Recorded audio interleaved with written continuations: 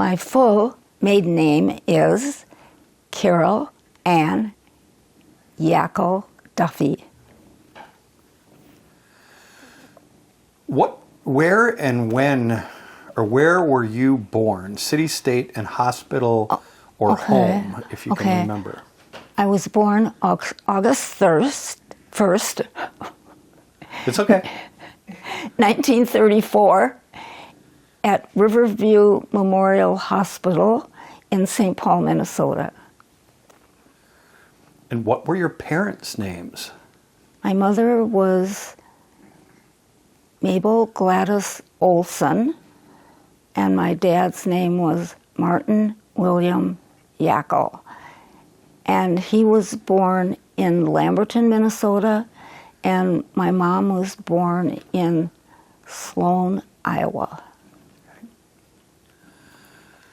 How many children in your family? I have four brothers, 2 older and 2 younger. And their names? Oh, Roger, Kenneth James, Richard Martin, and Norman Lee. Are they still with us? And No, where do they live? Nope. Unfortunately, yes, all 4 brothers are gone. Okay. So what is your nationality, Carol? My mother was all Norwegian, and my father was all German.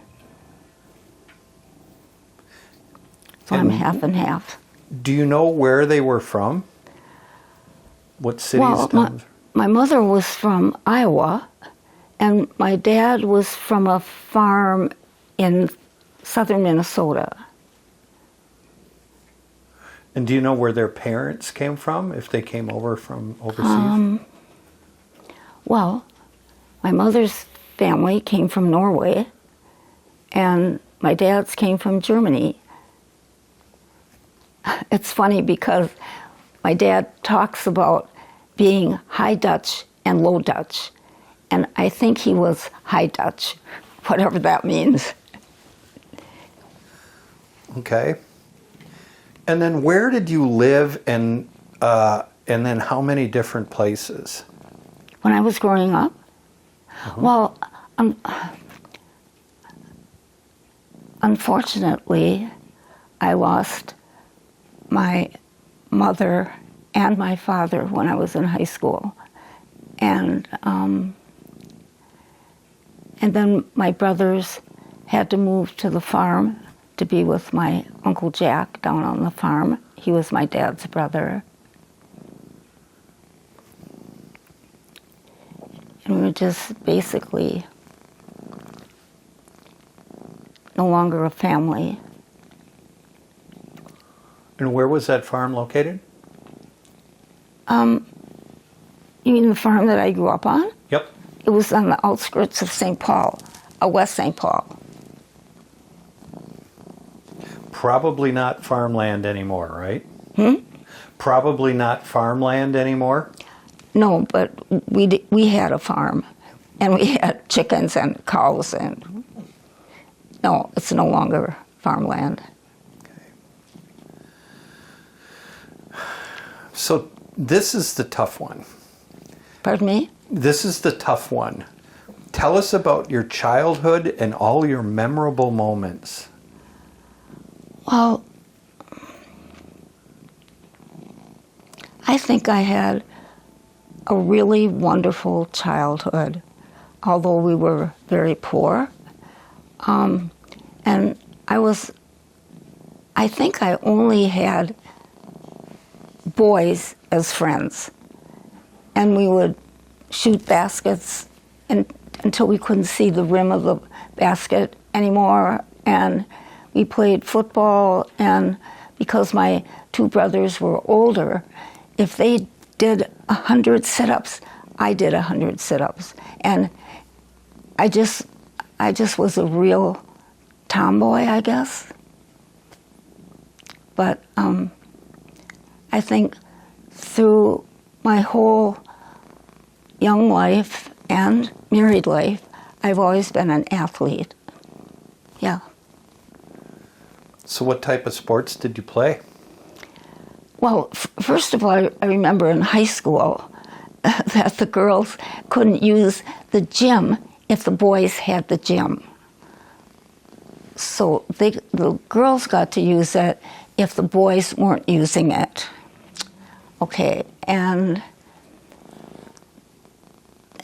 what, I don't know, I played football and basketball and skated and skied and yeah.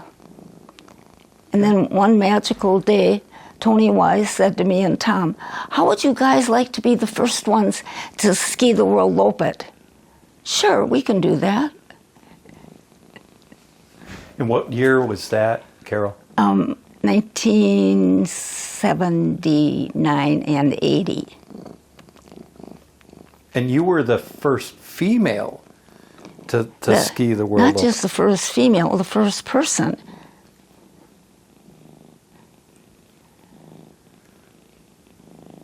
So what other memorable moments or events in your childhood that you can remember? In my childhood, well, you know, I was 14 when my mother died, and that was devastating.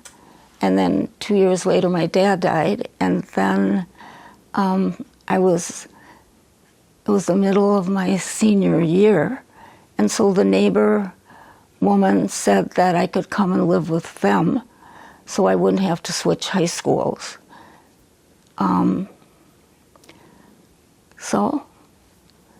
And then I moved in with the next door neighbors, and they paid for me to go to college.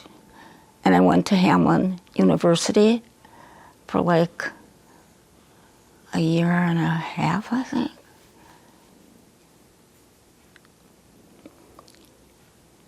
Did you graduate? No. Okay.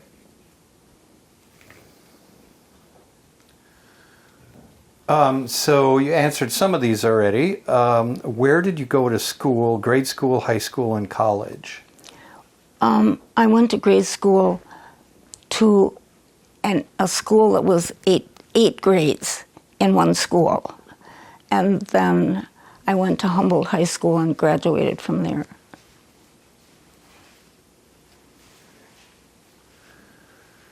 Were you ever in the military? No. Okay.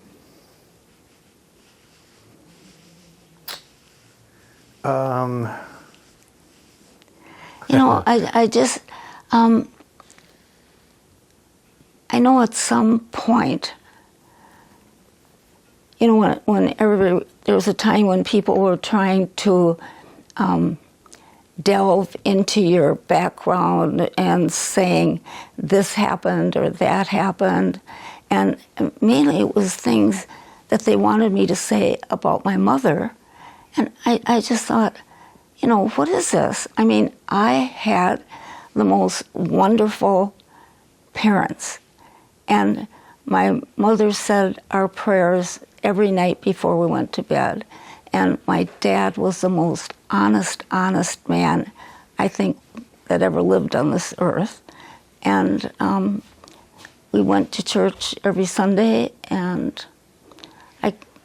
I mean, I just had a very, very good background as far as what was right and what was wrong. And I don't think kids have that now.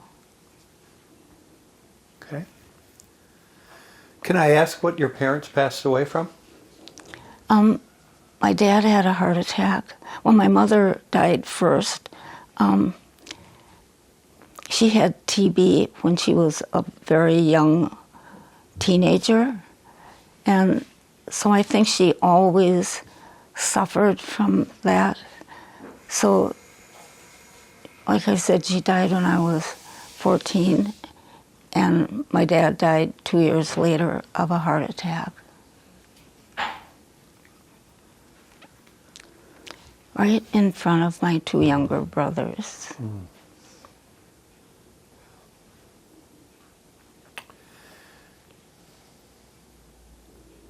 So what did you excel at and or get in trouble What with? did what? So what did you excel at when you were in your younger years or in your older years? And or what did you get in the most trouble with? I don't think I got in any trouble. Not that, no, I don't think I did. And I just think I was always a really good athlete, but it wasn't, women's athletics weren't recognized then.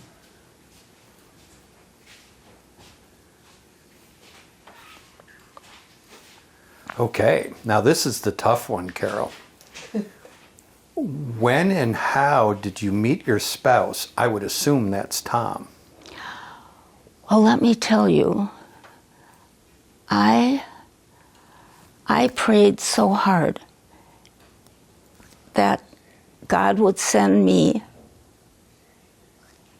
a good and kind and faithful man. And he did. My prayers were answered, and we had 8 kids and a miscarriage in 10 years. So where did you meet him? At St. Thomas. I was a nanny for some people that lived near St. Thomas, and I met him there, and I guess he fell in love with me. And that's it. All right, from your point of view, tell us about your marriage. How what? From your point of view, tell us about your marriage.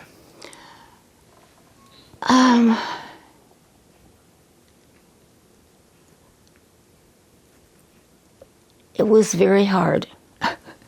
I mean, I think I was really, really strong physically, and we have, all of our kids are really good people. And we had some trouble with our youngest daughter because she was with a Native man, and it's just kind of, I don't know if you know anything about Native Americans, but it's kind of a crapshoot. But she's a good person. All of our kids are good, I think. So you alluded to that the marriage was tough. What do you mean by that? Was what? You alluded to the fact that your marriage was tough. What was some of the challenges? Well, think about this. Have 8 kids in 10 years. So of the 8, the oldest one is 10. And I think long about when we had Sean, who is our 10th kid, I was physically and emotionally exhausted. So I saw a counselor, and they just said I had to get some help because I was physically and emotionally exhausted. Simple. And personally, I don't blame you. That would have driven me bananas as well. But like my dad always told me, he had 3 boys, and my mom wanted a girl. This isn't my film; it's yours. But he always said, "You couldn't give me a penny for another one, but you couldn't give me $1 million for the ones that I have." Right. But, you know, it was, actually I was raised Lutheran, but this is interesting because we would walk to the movies, which was about 3-4 miles from our home. And one day I was coming home from the movie, and I looked down, and I saw a rosary. I had no idea what a rosary was then. but I learned along the way, and I always wanted to be Catholic. So that happened along the way. Okay. Did you travel a lot? And if so, where were some of the memorable locations that you traveled? Oh my God, did we travel? Norway, Sweden, Denmark, Switzerland.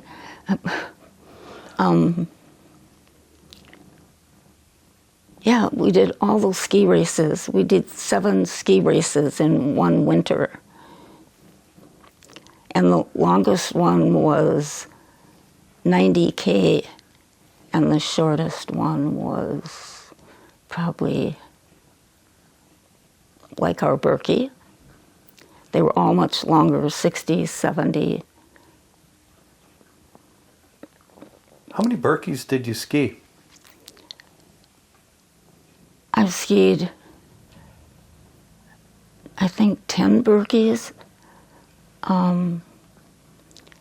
But then 9 of the World Open races. Yeah. I'm sorry, I'm moving. Oh, it's okay. When was your first Berkey and when was your last?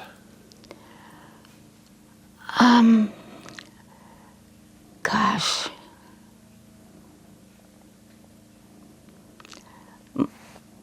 Well, the first Berkey, women couldn't ski the first Berkey, but Jackie Lindskog, they thought she was a guy because she spelled her name Jacque.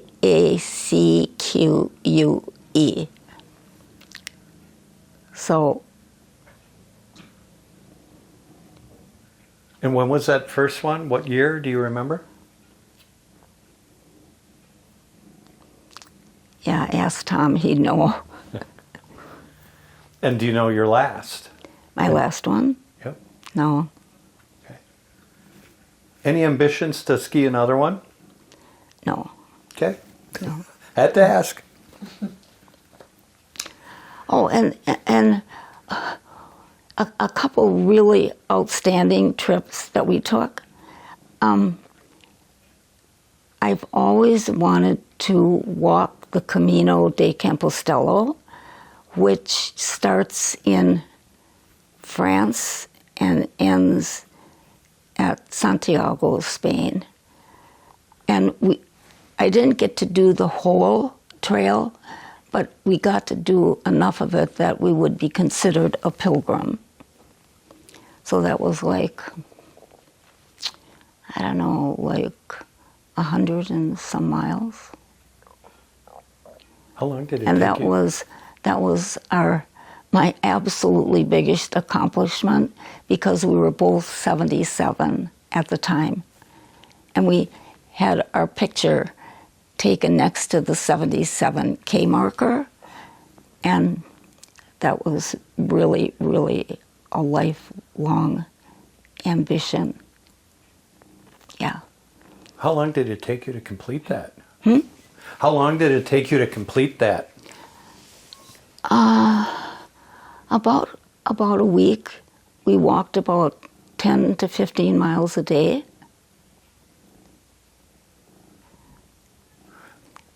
I was going to make a little light of that. Which was worse, having 8 kids or walking that distance in a week? Oh, hands down, the kids. I mean, really, those were nothing compared to getting up day in and day out and taking care of kids and doing the diapers and taking care and doing and doing. So we have the rewards of it now. And then one other trip that we took, it was totally out of character. The Wisconsin Music and Singing and something department sponsored a winter it was concerts and plays and all these beautiful things in London. And of course, we were just going, not with athletic people. It was all older people into music and those kind of things. And I don't even remember what year this was because I thought I never wanted to forget it. We walked and we were under the Big Ben as it struck in the new year. It was the most awesome thing to stand under that big Ben and hear it announce in the new year. Spectacular. We'll never forget it.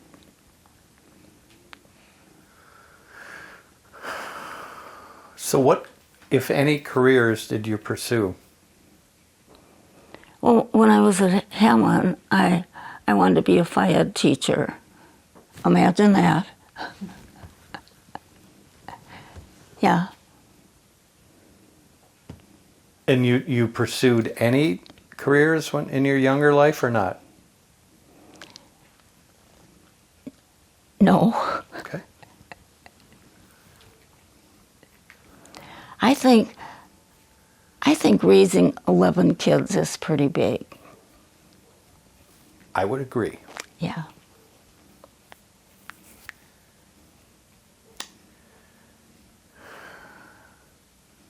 Well, since you didn't do any careers, when we won't ask you what you disliked and liked about raising your children, because your children are going to listen to this, so we'll probably skip by that. But what are some of the things that you remember the most about raising your children, good and bad?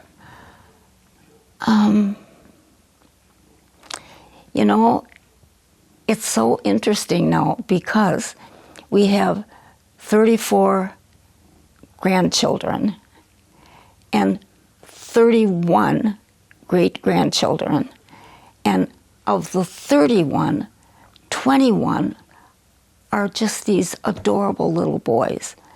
And I just have to say, maybe I was so busy, I didn't get to really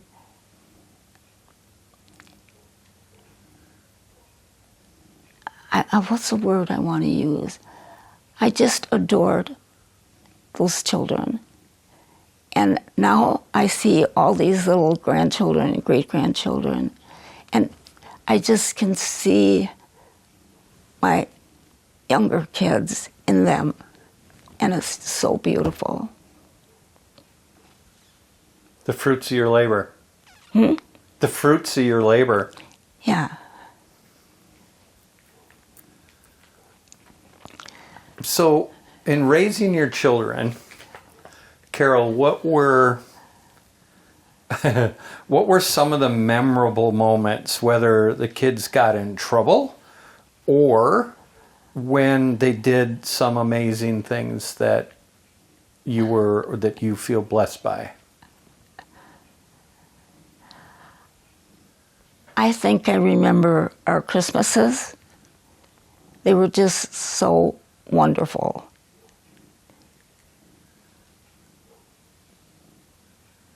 And they'd all line up the stairs there, and then they had to sing Away in the Manger before they could open their presents.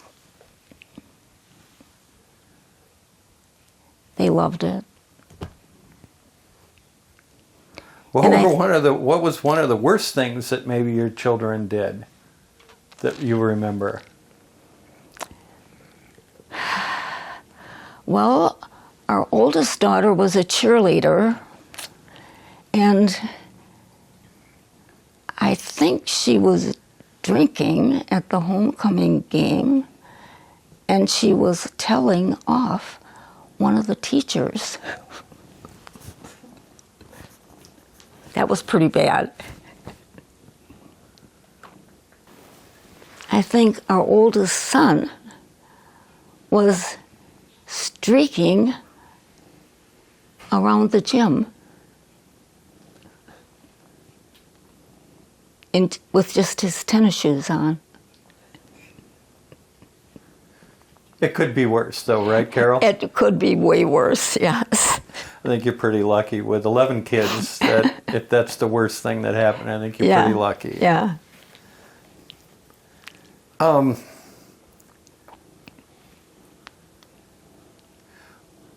What would you like to tell your children right now that maybe you didn't tell them when you were raising them? As for me, as I'm looking back, I wish I would have done a better job of talking to them about how important their faith is. But, that is a gift, and so they're just going to have to figure that out themselves. And what would you like them to know now?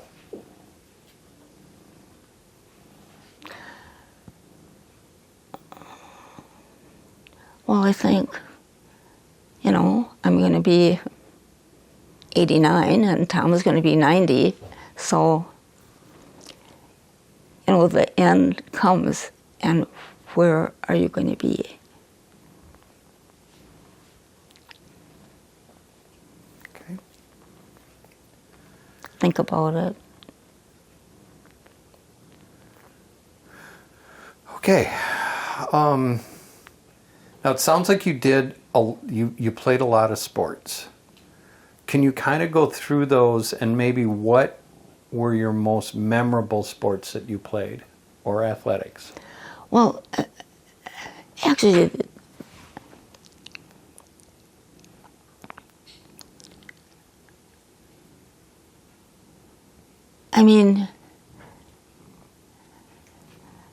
the most that I got recognition for was my skiing.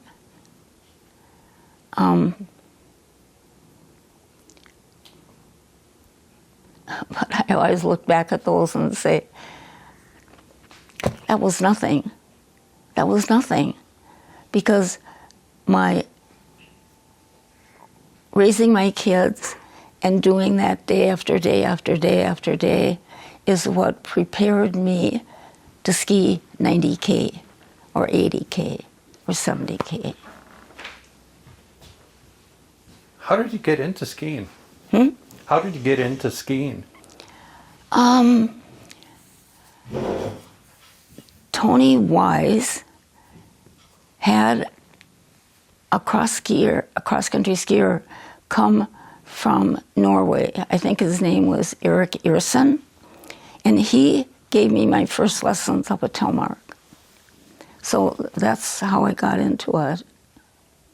And it just kind of went from there. But also, too, when we were doing these things, our kids weren't into it. So they'd say, oh, God, all Mother and Dad can talk about is running or skiing. Running here, running there, skiing. I don't think they were into it as much as we were. Any other sports that you really like playing or doing? No. Now, you brought up Tony Wise. Were you friends with him or an acquaintance? Yeah. Elaborate on that Friends. if you would. And Tom did some legal work, but he was instrumental in starting this World Lopet series. So that's why when he said, well, what happened, we decided we would ski these races. And then when we were on our way over there, he told me that, oh yeah, women aren't allowed to ski the Swedish race. I said, well, we already have our plane tickets. Oh, well, but you're lucky because you get to ski 70K on Sunday in Finland, and then you get to travel to Sweden and you get to ski 90K on Wednesday with 2 days rest. Okay.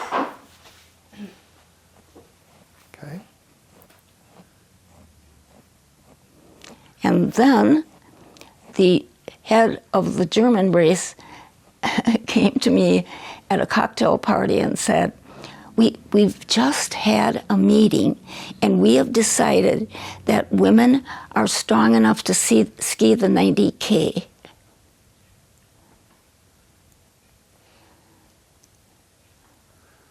Was that because of your skiing it? Huh? Was that because of you being there? Yes. Yes. So you feel instrumental in bringing that Because women weren't allowed to ski the Norwegian race. It was the dumbest thing. I mean, that's like running the Boston Marathon. Yeah.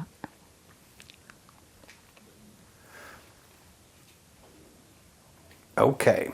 Any music instruments or singing that you played or sang? Oh, God, I can't carry a tune. No. Tom has a beautiful voice. He was in the choir over at school. What was it called? The community choir or yeah. He has a beautiful voice. Okay. So if you couldn't sing or play an instrument, what were some of your favorite songs, bands, or artists that influenced you or were part of your life that you admired? Tina Turner.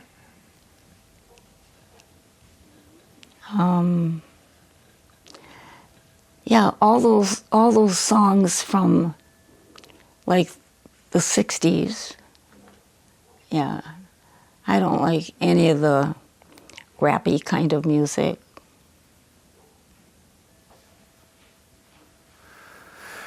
Okay, let's talk about your kids. All 11 of them, right? Yep. So, in your words, how many children did you have? What do you mean? Well, I'd rather it come from you and telling me how many children you had. And do you remember all their names? Yes. Okay. Do you want their names? I do. Peggy, Kevin, Patrick, Timothy, Colleen, Tommy, Shannon, Bridget, Brian, Sean, and Amy.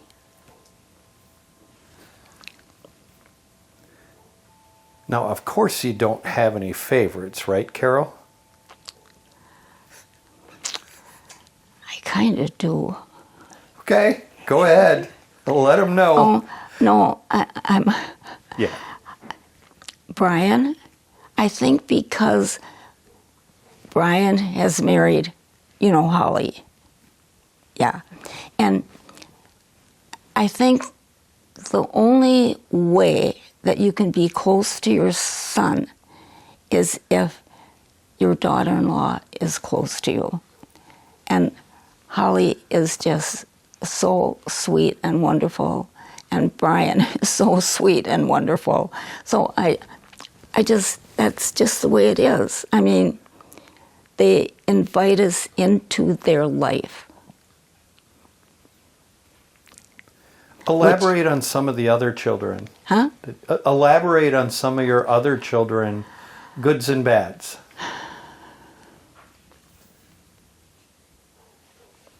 Well, Amy is the youngest.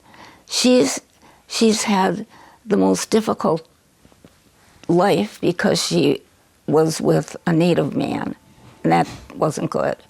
But she is the most kind, loving, forgiving. I can't say enough about her. She just is a really beautiful soul. Okay, that's the last one.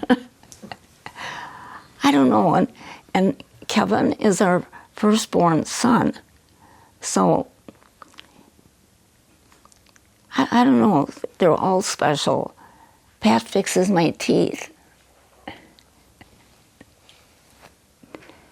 And Tim, actually, we're a little bit on the outs with Tim right now. I don't know what that's about, but we'll figure it out.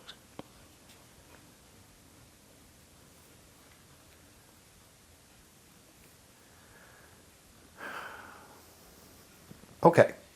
So where do your children live now, and how are they doing? Brian is right over there, and he's doing really well. And Tommy is up there, and he's doing really well. And Bridget is out there, and she has a wonderful husband, and she was just a wonderful worker, and then all of a sudden something happened to her wrist and whatever. She's recovering from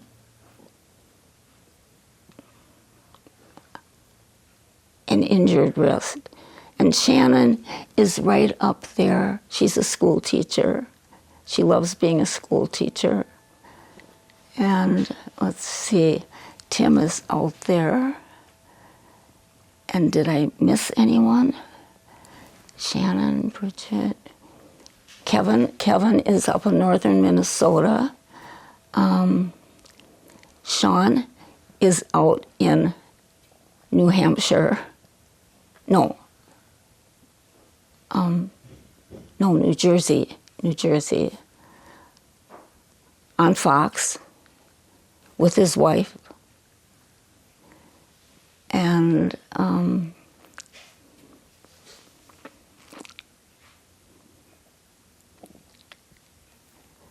Peggy, Kevin, Pat is our dentist, Pat, Tim, Tommy, Shannon, Bridget, Brian, Sean, Amy. Yeah, that's it. We're almost done with the questions. Then it's Tom's turn. Then you guys together. Do you have any regrets, Carol?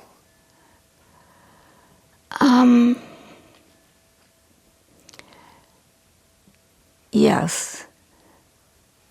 Because I think that, I know this. I was a very mealy-mouthed person who didn't think, in high school, I could not speak. If the teacher asked me to read something, I literally could not speak. And I do remember saying, just because I don't speak as well doesn't mean you're always right. So I don't think until I was 50 years old was I able to voice an opinion. So that's half my life. So we'll switch gears. What was probably your most memorable moment of just your life, not necessarily with Tom? Of just my life? Your greatest accomplishment in your life, not necessarily with Tom. Well, that's really a hard question.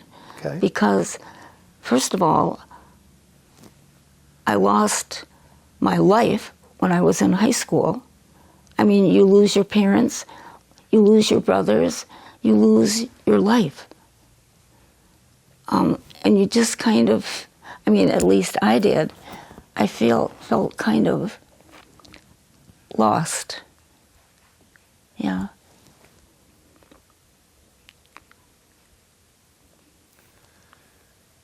Okay, anything else that I may not have asked that you would want to share?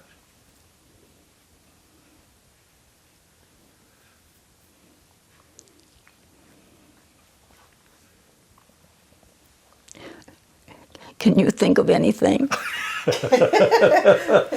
Well, I can't. I don't know, you know, it's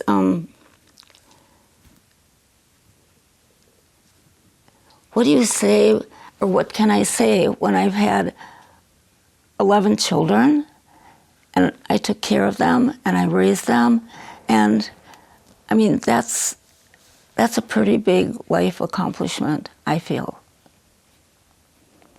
Over above any race I skied or anything. And that's what I would say to those German doctors that were telling me they did a study and I was strong enough to ski the race. And I said, let me tell you, raising kids was way harder, way harder. Now, a very sensitive question, Carol. Would you do it again? Yeah, I would. I might do some things differently, not be so obsessed with a clean house, but I just found that I had to be so organized. So I couldn't just let it be a crapshoot. There's too many people.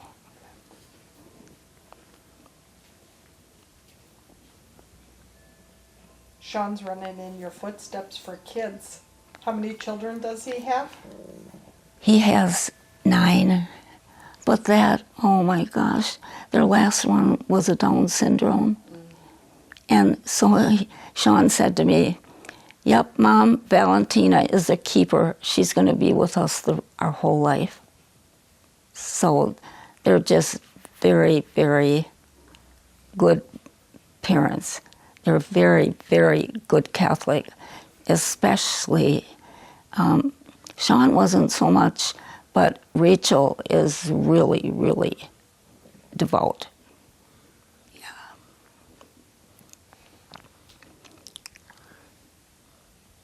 Last question for just you. Then we're going to pick on Tom. Then we're going to bring you back in. What do you want to say to them right now? All of your children. I just want to say,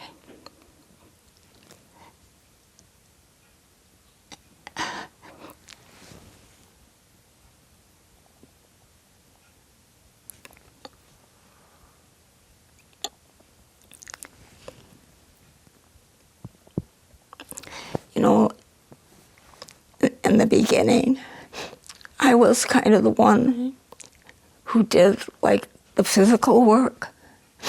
And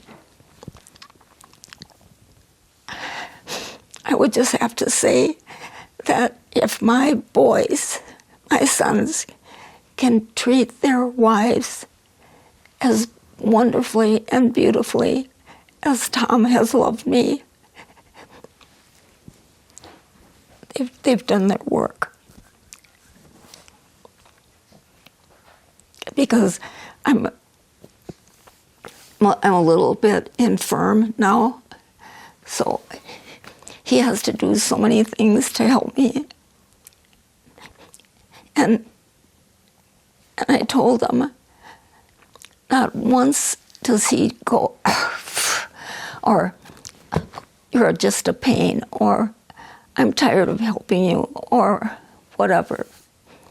Never, never, ever complaints about helping.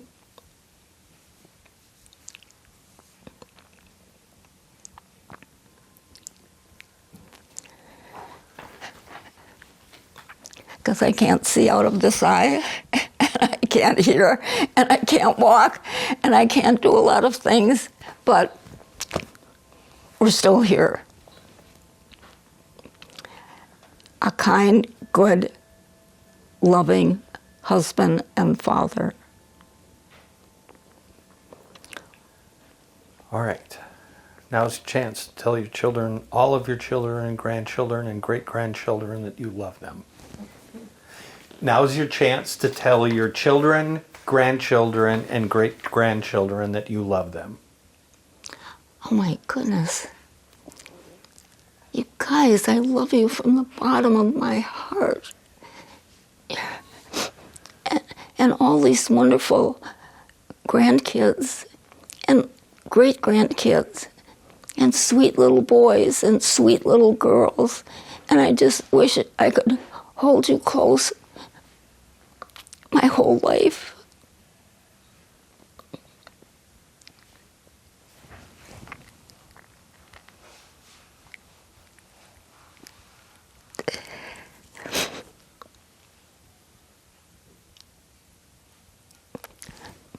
My cup is full.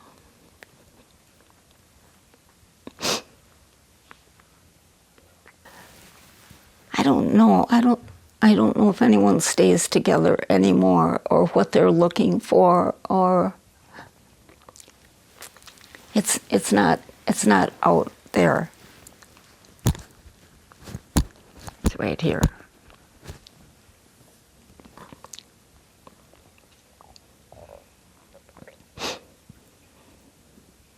It's a lot of years.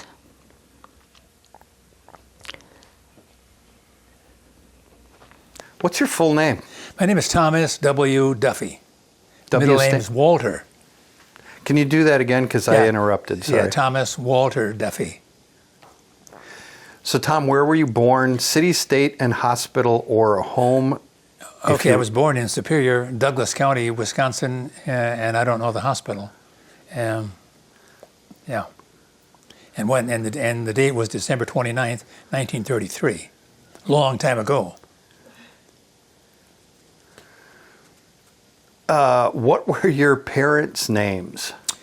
My father's name was Walter John Duffy, and my mother's name was Eva Addie Duffy. And do you remember when they were born and when they passed away? No, I don't remember that. Okay. My dad, I think that it was in... No, I don't know. Okay. I know he was 80 years old. My mother was 97, going on 98. And where were they from? They're from Hayward. Okay. And do you My know? dad was the county judge here for over 20 years. What were their nationalities? My father was Irish and my mother was English. Okay. Do you remember where their parents were from and their parents' name?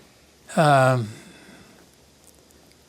see, my my grandmother on my mother's side, her name was Alice, Mary Alice Somerville, and my dad's, I forgot what his father's name was. They came from Eau Claire and settled here. And the generation before that, they came from Ireland, on my father's side.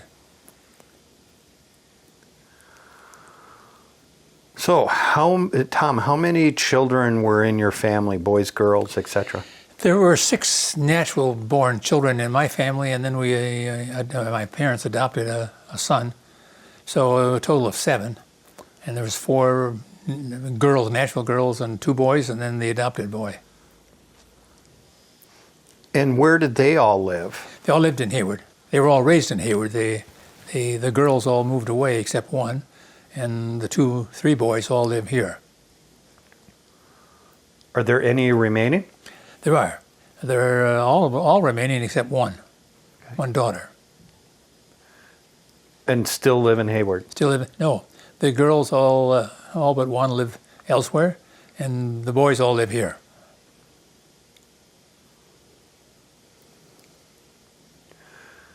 So the next question is, where did you live and how many places? But it sounds like just Hayward. Yeah, I lived in Hayward all my life except the years in school, and I went to school in the Twin Cities in '51 and came back here in '61.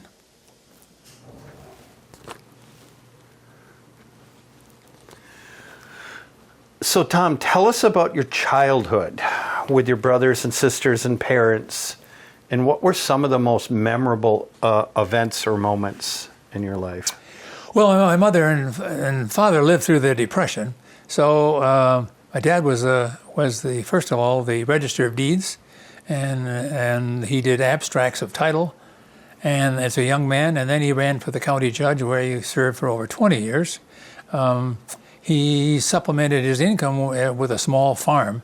He originally came from a farm, and so he had always 1 or 2 cows, and he would milk the cows and get cheese, and then he'd have a calf that he'd slaughter for meat in the springtime.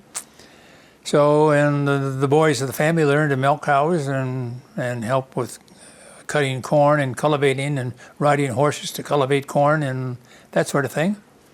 My mother basically, as a young woman, taught school, but then as the children were raised, she stayed at home. So she was a stay-at-home mother. Where was the farm located? They came from a farm out.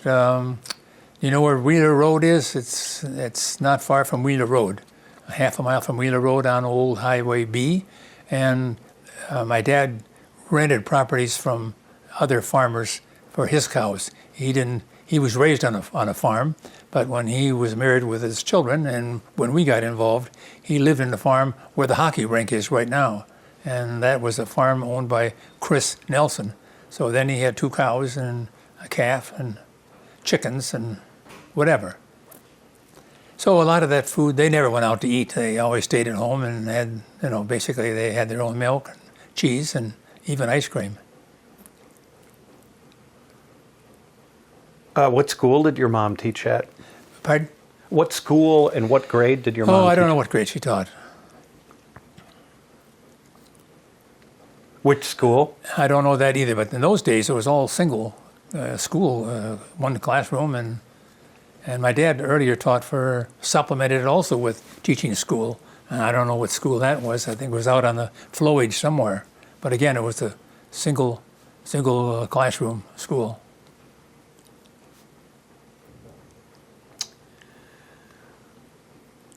So tell us more about your childhood and memorable moments. Well, memorable moments. We just lived a normal life. Lives were simple, much simpler in those days than they are now. We had no television and watched little radio. We lived in the summer out a cottage my dad had built out on the Nemacolin River, out by the bowling alley, across by the bridge out there. So they have a place called the Point that's jutted out. So every summer we moved out there for 3 months, and then we moved back to town. And I was involved in sports, football, and more in basketball. And skiing, we didn't have any skiing in those days around here. So otherwise, my childhood was uneventful. I think, you go to school and come home, and I would go out and help milk the cows and go home and do some schoolwork and go to bed. Kind of not very challenging, not very exciting, but that was kind of the thing that young men did around those days.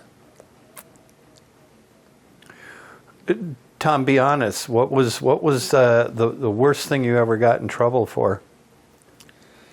Oh, what's the worst thing I ever got in trouble for? I suppose it was driving my dad's car without his approval and without a license. But other than that, I was fairly well behaved. We didn't do any drinking. None of my friends drank in those days. So we didn't have a problem with drugs or alcohol or even girlfriends. We had a good basketball team, so we spent a lot of time summer and winter with playing that sport. So not to belabor you getting into trouble, but I'm interested. How old were you, and what kind of car was your dad's car that you took without? Yeah, permit? it was a Plymouth. It was a Plymouth car, and it was a 1932. And then the next car he had was right after the war. It was a Pontiac. So, but the one I drove was a Plymouth 32 with a stick shift and clutches and the old school. How did you get caught? Pardon? How did you get caught? I don't even know how I got caught. I think one of my sisters told on me, so whatever it was, I got caught. I didn't have much of a defense. Did I already ask how many kids were in his family? I don't think so. So how many children were in your family? Oh no, we did talk about that. I think. Okay, well let's repeat it. Brothers and sisters, yeah. Yeah, So how many there children were were? there were 6 natural children born in my family and 1 adopted boy. See, we did ask him that. So I don't know if the answer to that should be 7 or whether it should be 6 plus an adopted boy, but there was naturally 6 and then the adopted son. What were all their names?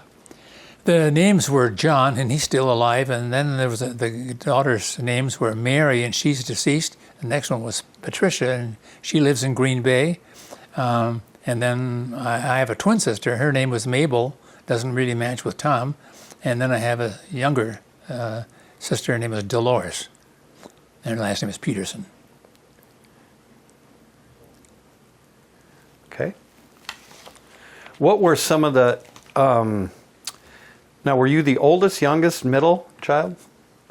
Well, I was the twins were next to the youngest. So I have the older brother, and then the girls, and then my twin sister, and then Dolores. So I was near the end. What were some of the memorable moments of their lives that you can recall, and also what were some of the things that they might have gotten into trouble with? You know, I really think seriously they were pretty well behaved. Maybe a boring life, you know. Yeah, I can't recall them getting in any real trouble, and being in jail or being arrested, being stopped by cops was just unheard of. None of them drank, none of them smoked, none of them. They just led a boring life that was maybe easy to raise children like that. And again, no television to watch, and very little radio.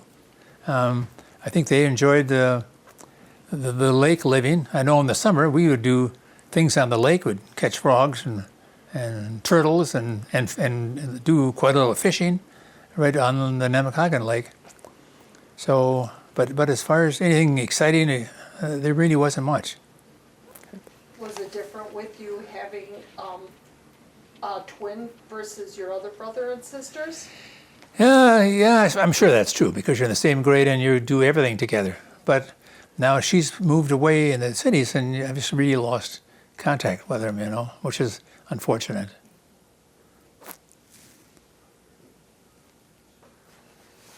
Okay. So where did you go to school? Grade school, high school, and college? I went to all the grade school here in Hayward. Both the high school and the grade school are now gone.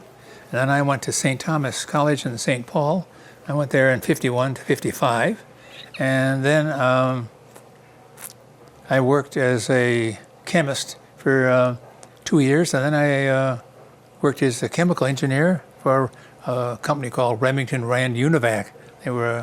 They were a government contract for printed circuits and computers, and that's when I went to an evening law school. So I went for 4 years to night law school, and then I left and came here.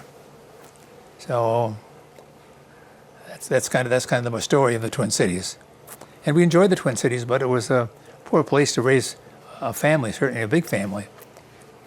And we enjoyed getting up to the lakes and the water, and we didn't have much of that in the cities. And salary was minimal also. So yeah, it was. But a good 4 years, both good schools. St. Thomas was a good school, and the law school was a good school. And passed the bars, and didn't spend 2 or 3 months after that to give them notice, and I moved back here.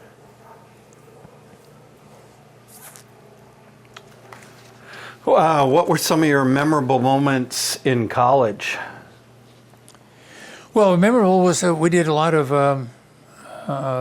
time with playing basketball, and we spent a lot of time with books. Had some good friends. Again, didn't drink when I was in college, which is unusual. So oftentimes I'd be the designated driver, but I didn't have a car there. I lived on the campus. Had some good friends who later went on to medical school. So studying was a big factor then. Yeah, it sounds kind of boring, but made some good friends, had good food. They really developed a spiritual life, which was good, but nothing that was earth-shaking.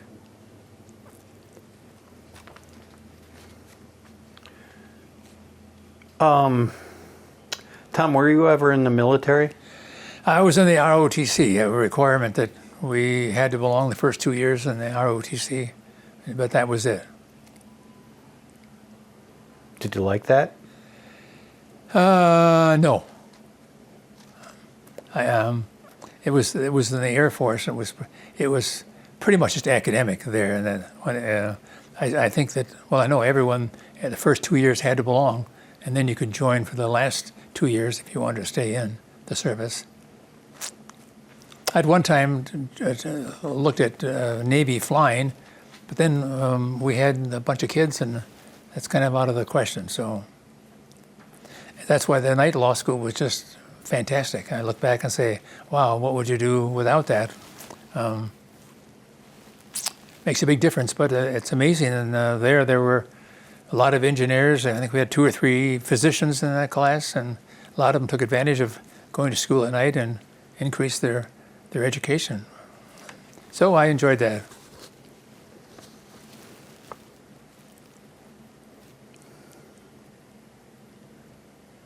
Okay, Tom, what did you excel at the most, and what did you get in trouble with, other than stealing your dad's car? Yeah. Well, I guess I had good success with biology and chemistry, and philosophy classes I did, and in law I had success with tort law and with mock trials where you'd play the part of an attorney and fight cases out. So, but again, when you had a bunch of kids at home and going to school 4 nights out of the week, there wasn't a lot of time to do much else, you know.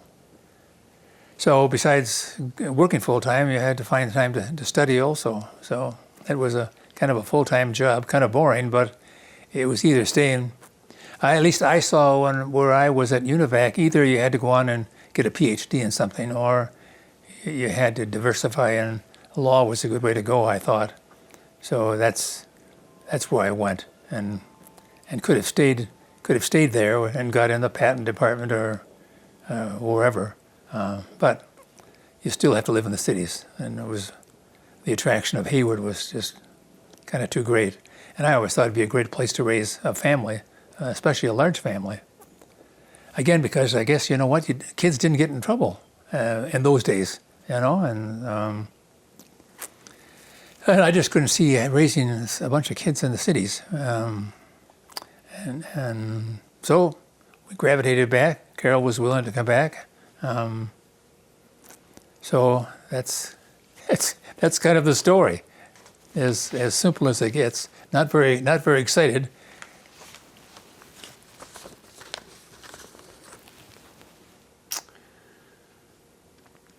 And you never got in trouble? Well, I didn't have much time for trouble. I don't know. I never got any tickets. I never got any. Didn't do any drinking. So I don't have a criminal record. I never spent a day in jail, and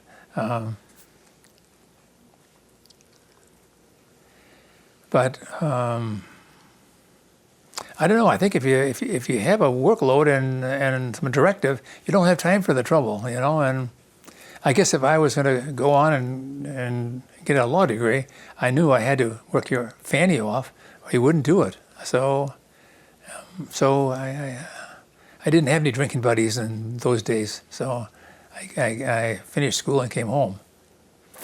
So, and then you try to help out at home. I try to give the kids the bath before school started and help feed the kids and wash dishes and whatever. And that's not very exciting, but it's necessary, I guess. Idle hands are the devil's work, right? Yeah, there Is you that go. what they say? Yeah, that's true. which I think is pretty prevalent in our world today. Yeah. So, okay, now we're getting into the tough questions. Oh, the tough ones. Okay. No, I'm just kidding. Where and how, or when and how did you meet your spouse, Carol? Oh, I met her at St. Thomas. She had some girlfriends at the infirmary, so I got to meet her there. And I was working in the cafeteria in the building next. So once in a while we'd stop at the infirmary and say hello to the nurses, and so I met her there. And how did the sparks fly, Tom? Well, she was came from an athletic family, so she liked to do athletic things, and I did too. So we did sliding and sledding and things that you could do without spending a lot of money. And we went to, her brother was a great hockey player. He was an Olympian, so we watched a lot of his games. So I think Carol probably told you about that, but no, he played for the Boston Bruins, and it was a 4-year letterman at Minnesota. He and Bud Grant were the only athletes who lettered in 3 sports for 4 years. So just really a talented guy. So anyway, we watched some of those games. And hockey wasn't big in those days here. We didn't have hockey until Tony Weiss came to town, and so, but that's kind of how it started, just an acquaintance. And that time, St. Thomas was only a men's school, so there were no women. That's since changed, but so women were kind of unique on the campus. And I assume Carol was a little unique to you as well. Yeah, I assume so. Yeah, I assume so.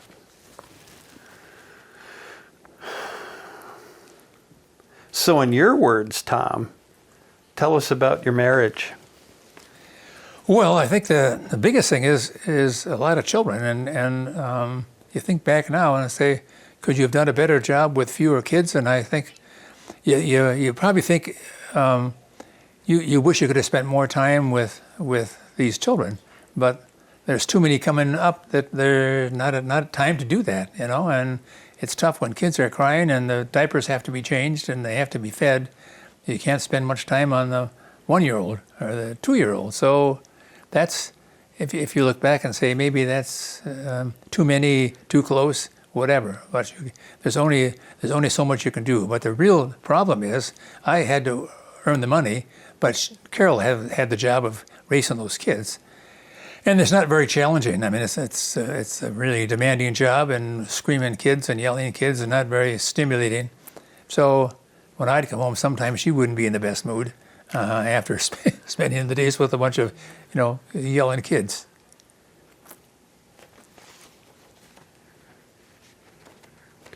So again, in your words, what were some of the highlights in your marriage between you and Carol? Well, the common kind of phase is, first of all, it was the highlights were raising the children. We got satisfaction out of doing that, and their involvement in their activities, whether it was dancing for the girls or hockey and football and baseball for the boys. We enjoyed doing that. But as we got older and the kids got older, then we got more involved with sports ourselves. And Carol was just really a natural athlete, just much like her brother. And I assume she told you about the skiing, but and Tony Wise was a big part of our lives in those days.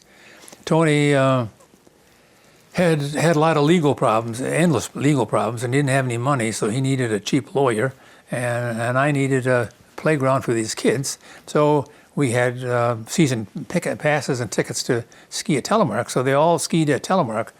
So for the winter months, we'd go up and ski. All of us would ski, and it was a win-win deal for everyone. Carol then got into cross-country skiing, which started out as an unknown, and Tony didn't know one end of a ski from another, so he, through his acquaintances, got a Swede who sent over a Swede to start cross-country skiing, and they weren't Norwegian, they were Swedes, and so they started the Brookminer. Carol won the first Quadruped. And then Tony got involved with the World Open, which is just an association of existing races worldwide and the most prestigious races. And Tony said, let's get them all together and call it a World Open. So he did that. It was successful in getting people over here. Tony had problems with money, but he would promise to pay their ways over, and some of them he got tickets and didn't pay for them and whatever. But anyway, in any event, he got the World Open going with these 9 big races.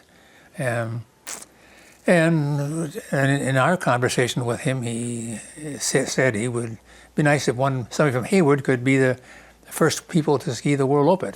It was supposed to be a race in a lifetime. So we thought, well, let's just start it and see where it goes. So it was started, and we finished it. Carol finished number 1, which was unusual. So she had just tons of publicity for that. And I even got the Hayward paper that I'll show you later, where there's a picture with Tony just congratulating us at the end of the 9th race. So how did we get here? Anyway, the kids enjoyed the skiing, and they skied all of their adult life because of Tony and free legal services. So I forgot the question now. I get No, it's all right. But in those early days, Tony had all the excitement, the big bands around the country, and it was just a great attraction for everyone, adults as well as children. And then he got involved in the summertime with the lumberjacks, and brought that sport to the foreground. And we had kids that got involved in that and did really well. And I say Brian is the one that had, what did he win, 5 or 6 log rolling championships, and Sean won pole climbing a couple of years. And so it was we owed a lot to Tony. I mean, his financial world was a disaster, but he still left behind all these ideas he created, you know. And Claudia, your granddaughter, is quite accomplished. She's won the boom run. Yeah, that wasn't a sport in the early days, but they added it on. Yeah, she's very, very good, very agile. And that's an exciting thing to watch, let alone try if you haven't done it. Great for your balance.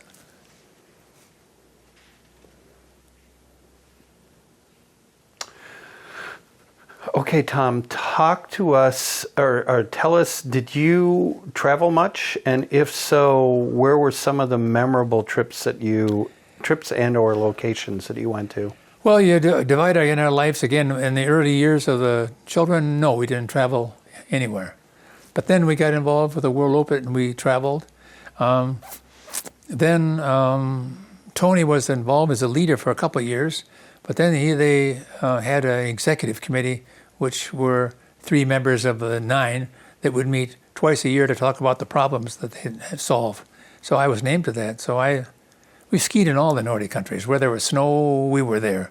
And I would go to Europe 3 times or 4 times a year, skied a lot of the races and went just to meetings and others. But the Scandinavian countries and Europe, I went to all of those, Australia, Japan.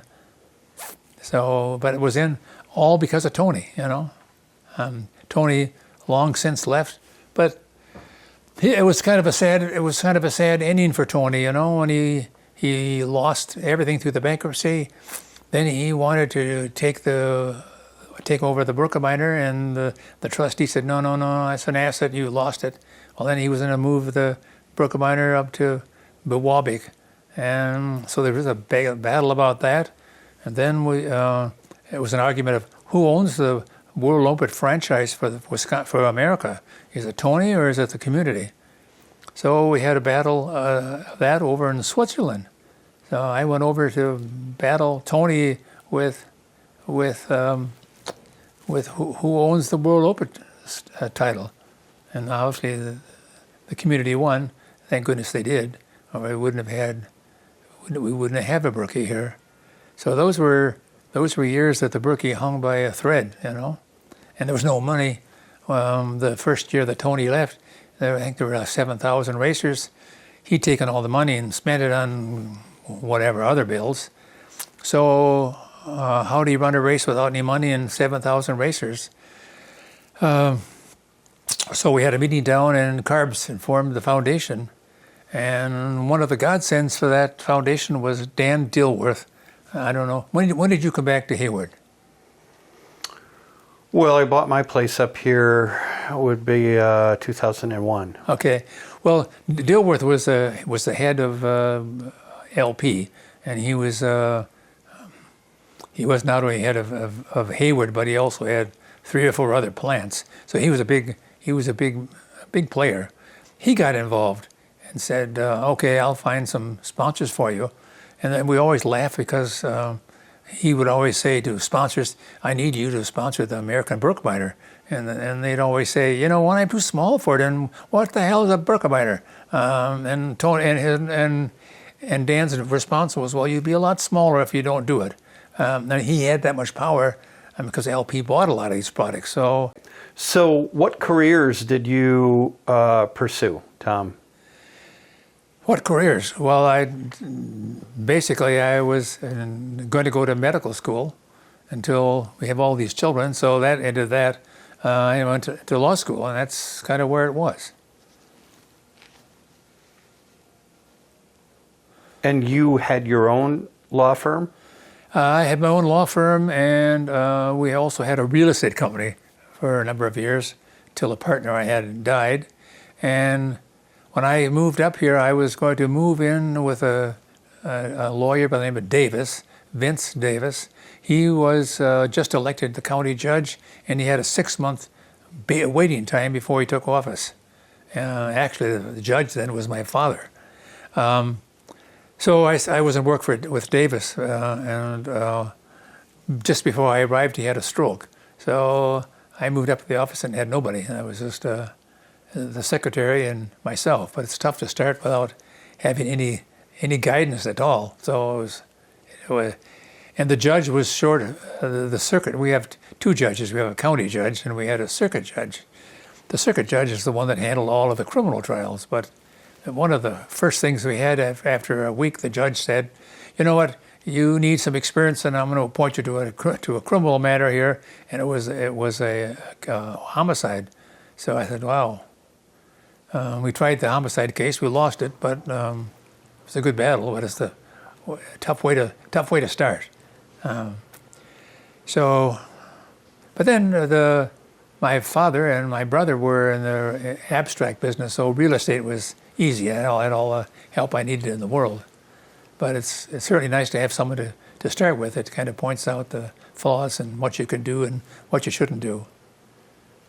And I started above now, which is Hi-O Silver, up in that office. And that was over 60 years ago, so a long time ago.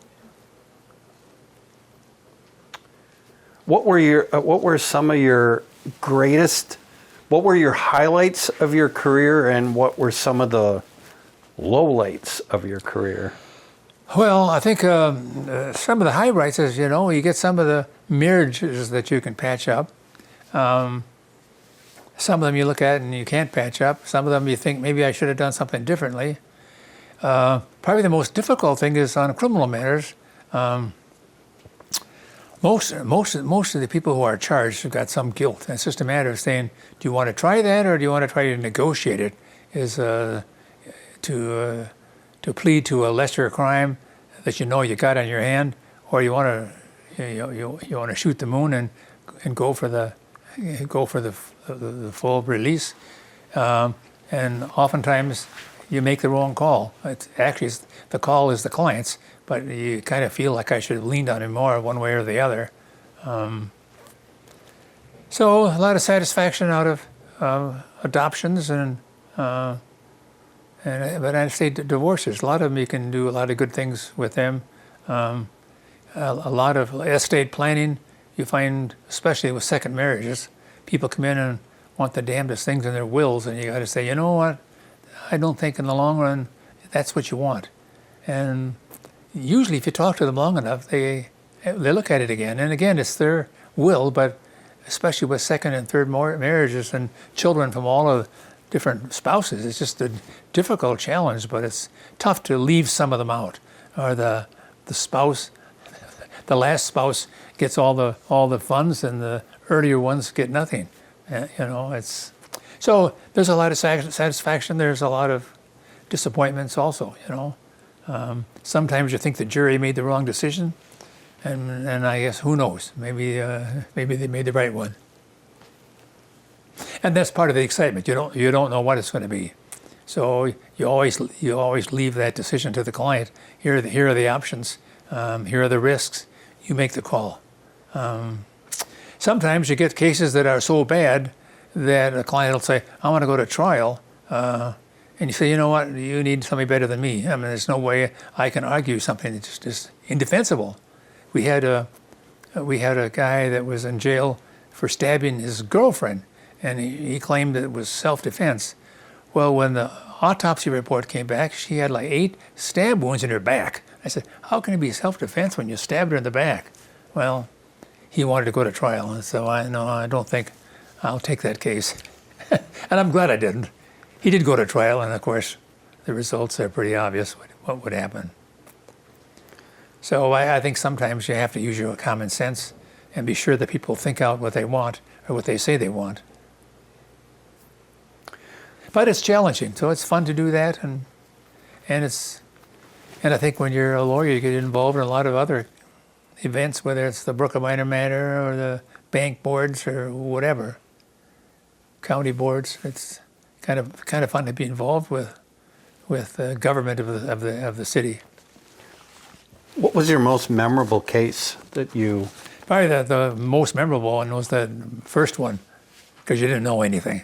You look back and say, the judge should never have appointed me to try that case. You think of things you could have done, people you could have called, people you shouldn't have called.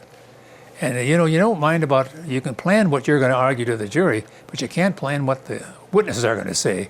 And you may go over, this is your story. You put them on a stand and you think, holy God, where'd you come from? Where did I hear that story before? And they change everything. So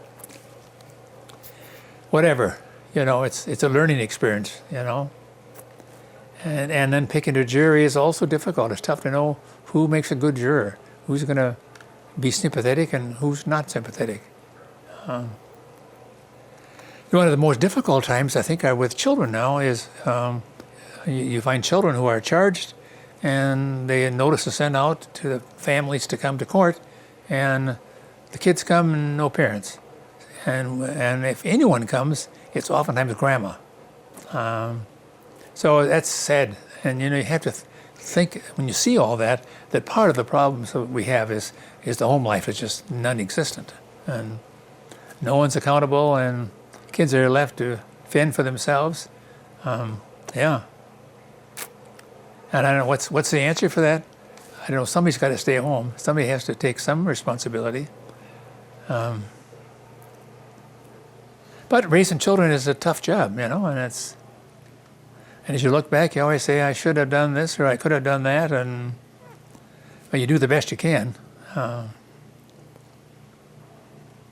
Well, this is definitely not a question. It's only my opinion, but I think 90% of, if not more, of the kids that are in trouble now and all the problems that we have is the lack of good parents. Yeah, that's true. It really is true. Because they're the ones that set your moral compass. Yeah. The rights from wrongs and so forth. So. But you see animals, the mother can take care of animals just naturally, or watch the birds, how they take care of the nest.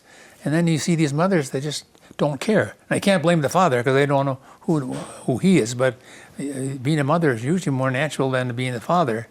And we've had bad fathers for a long time. But he's not there either. So, but... Again, this is off topic and not a question, but it was... What did I see on Facebook the other day? They said instead of doing gender reveal parties, where they reveal the gender of the child or the baby, it should be the father reveals. Because, never mind. Yeah, that's true. And I guess rather than what did you do to get in trouble, I guess you should stay home. And there's not too much trouble at home if you stay home and take care of your kids. And they can be exciting, and they are exciting. And just deal with the problems they bring home from school. But Yeah, that is a problem, and I don't know where it's going to end. It doesn't seem to be heading in that direction now. Okay, back onto the question. Sorry about the digressing there. So what did you like or dislike in your, or should I say, what did you like and dislike in your career? Of what? What did you like Or dislike. and dislike in your career? What did I dislike? Well, I dislike losing, and I enjoy the satisfaction of seeing that a better result of something just because of what you've done. And people come in with, seems like nasty problems, lack of communication, a lot of fighting between families, and you know what? You can get those resolved by saying, just dealing with couples one-on-one. I know with estates. I was talking today with someone about that. When a parent dies, the kids come in and argue about who gets what. My practice has always been I exclude the in-laws and just deal with the kids. If you deal with the kids, they usually say, what would mom want, what would dad want? But you get the spouses involved on both sides. It's always, want more, I want this. And they fight. So, it certainly solves it by getting rid of the in-laws and just dealing with the kids. That can be difficult also, but it's easier than dealing with in-laws. They don't have the feeling of what would mom or dad want. So, now what was the question? I really got off on the... No, you did fine. Yeah. So that's satisfying to see a good result. And there are so many problems, and a lot of the problems are caused by ourselves. You sit, look at them, and weigh out the various options. It's all they need is sometimes some help. And even with the divorces, just too many of them. And sometimes I don't know they really give it a try, And some of them are hopeless, but a lot of them I think could work out if they would work at it more. Okay, Tom. Let's switch gears from career and move on to sports. Okay. What sports did you play? I played football and basketball. College, high school, or both? In high school and in college, a little basketball. Which was your favorite? Basketball. Okay. Do you remember what position you played? Yeah, I played center, then forward. And what was in your sports life, if you will, what was your most memorable moment? Well, I think Hayward, did we win the conference or tied it? So it was a good year. Had some good players, good kids, good athletes. Okay, how about music? Did you play instruments, sang? My mother tried to get me all of the kids to play the piano. I just couldn't ever get that piano stuff going. So we did a lot of singing. I sang in high school and college, and not very damn good, but you could sing a little bit, hold a tune once in a while. I sing in the cantata over here, not the last couple of years, but for a few years. So other than singing, that's kind of it. Okay. I didn't play any instruments. What were some of your favorite songs, bands, and or artists that influenced you the most? Oh, I don't know. I don't have any real favorites. John Denver, we always enjoyed listening to. A lot of country western we listened to. But I say John Denver was probably the favorite one. Any certain song? No, I liked all of his songs. They were kind of old town. You look now and say, where do you find singers today that sing like that and have a song? It's all jazzy and flashy lights and half naked, and I suppose the young men would enjoy that. But it's sometimes you wonder how much is going into the singing and how much. I don't know if you watched the Super Bowl last year. I thought, how does that sell? Who makes those choices? I don't know. That dates you, I guess. It's the young people's wish. So you brought up the topic of the Super Bowl. What sports teams do you rally behind? Well, I follow from the Badgers. I follow the Packers and the Bucks, and we follow the local sports here and what's going on. How about football? Vikings? The Packers, yeah, and all that nonsense. As talented as our quarterback's been, all the nonsense that would go on, it just gets tiring, exhausting. And I guess I'd rather have a poorer team and have less of that nonsense, But how about you? Me personally? Yeah. I'm a Wisconsin guy, so I'm dyed-in-the-wool Packers. Yeah, I am too. So it'll be interesting to see what we have with Love, but I don't know. Having all the problems last year, you wonder what problems there must be in the locker room with all this nonsense. Too much drama. Okay, so let's talk about your kids. We had how many children, Tom? You had 11. And how did that go with 11 children? How did it go with having 11? Well, it's a crowd. But you know what? I think with 11 children, you have to have some order or you have chaos. So it was maybe more like a military school. And they all had jobs. They all got up in the morning and they helped with setting the tables and oftentimes Carol would take care of the babies. But whether it was the toast or the oatmeal but they had every meal together. There was never somebody grab your own meal or get some cold cereal and run by yourself or eat at school there always there was meals here always, and we always ate with them. And they always said their prayers, and so you had some structure in the whole thing. But there was a lot of noise and a lot of excitement, and you wanted to be sure they got their books and whatever to go to school, and to be sure they had in the cold weather they had their jackets and mittens and overshoes. And the early years they walked to school, and in the last couple of years we were driving them. But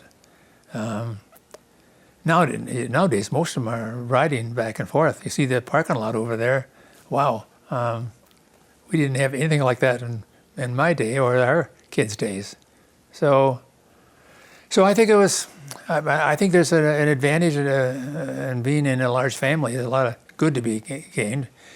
And then again, you can say, you know what, they didn't have enough time for me, and you hear that also, and that's some truth to that also. What was some of your memorable moments of raising your children? Well, I guess some memorable. I usually had the job of working with the schoolwork, but it was memorable always to have a child who couldn't get something, a problem, and then you work with them and he finds out, oh yeah, that's it, I see it. And it was fun going to watch their athletic events. They're all pretty talented athletically. And then with the girls didn't have as much. They had basically dancing and whatever programs they had with tap dancing and whatever. We went to those. I wasn't much into tap dancing, but I went anyway. But I think that basically they were a happy group of people, and they got along basically by themselves. I think as they get older and marry, I think then you see more problems. You got spouses involved, and that relationship doesn't always match. So, but that's true of life. It's not only true of our family. I see it all the time. Brothers don't get along anymore because of their wives, and the wives probably say the same thing about the husbands. So again, I got lost. Where are we going?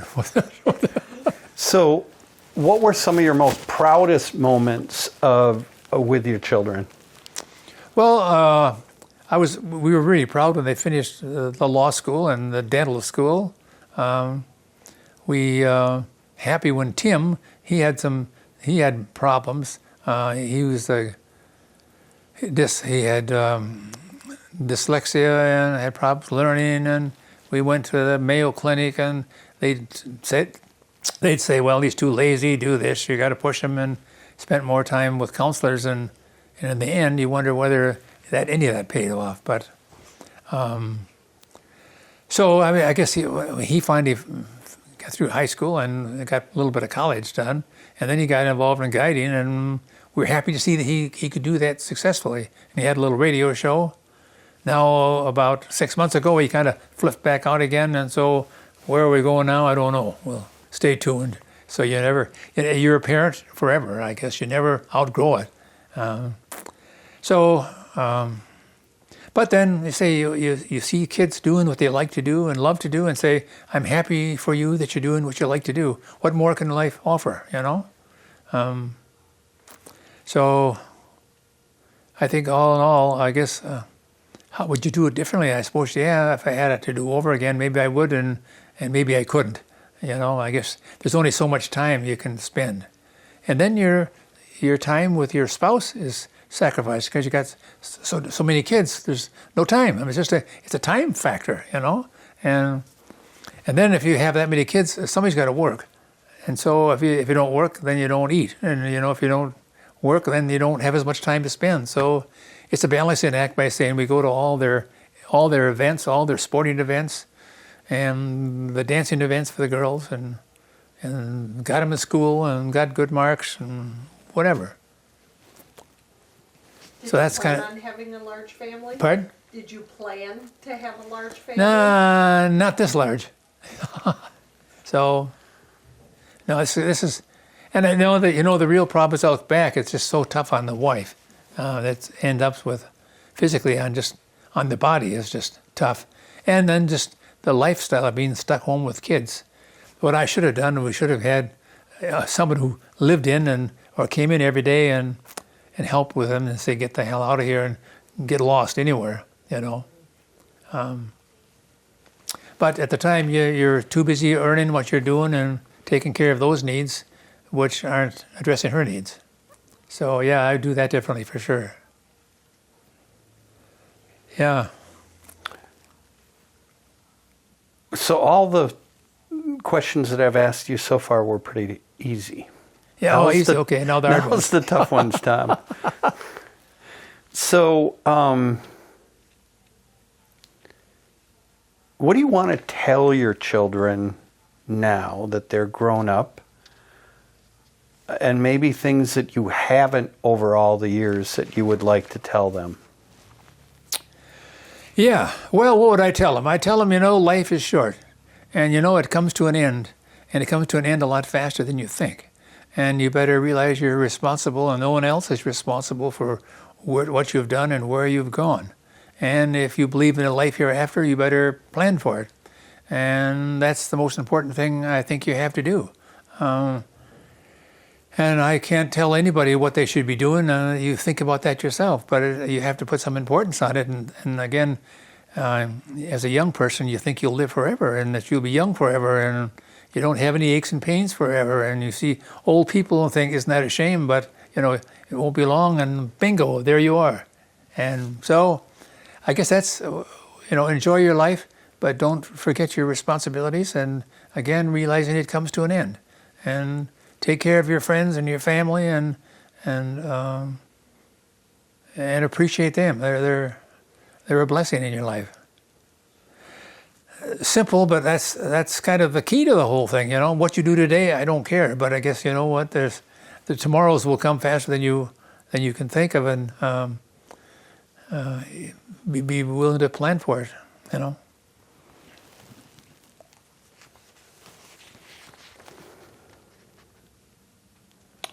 Tell us about all your grandchildren and great-grandchildren. How many?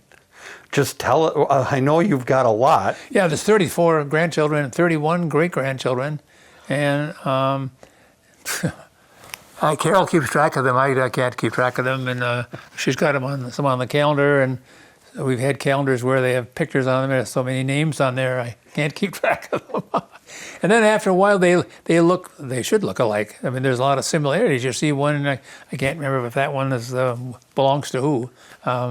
So yeah, so there's it's fun to have holidays together. You get them, and they all enjoy each other. And I think Carol said of the boys, there's 21 boys out of the 34. So it's great to have family, and it's great to have close families members, and they got a great heritage. You got good family and good people, and carry it on and don't embarrass them, and enjoy each one.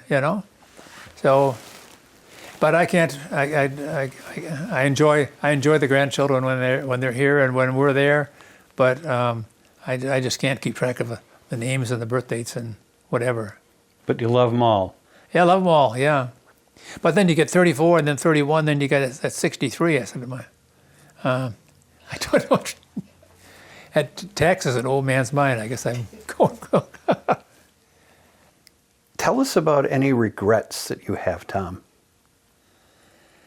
Oh, well, I guess in school, you kind of wish, at college I'd have had a more studious freshman year than I did. Too many sports and stuff rather than get your head to the grindstone. And again, I think that the biggest regret at home-wise is not providing some more help domestically here at the house. I should have had someone come in here every day for whatever, but at least get out of the rat race and get out of the pressure of children. And somehow you think if I come home at night, I may be tired, and it's kind of fun to play with the kids, but for the woman, there's not a lot of fun. And changing diapers and that sort of stuff is not really challenging.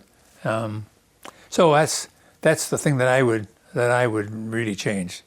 The kids, you do the best you can with them and give them the best opportunities you can do and encourage them to be happy and do well, and then that's about all you can do with them. Okay, last question, Tom.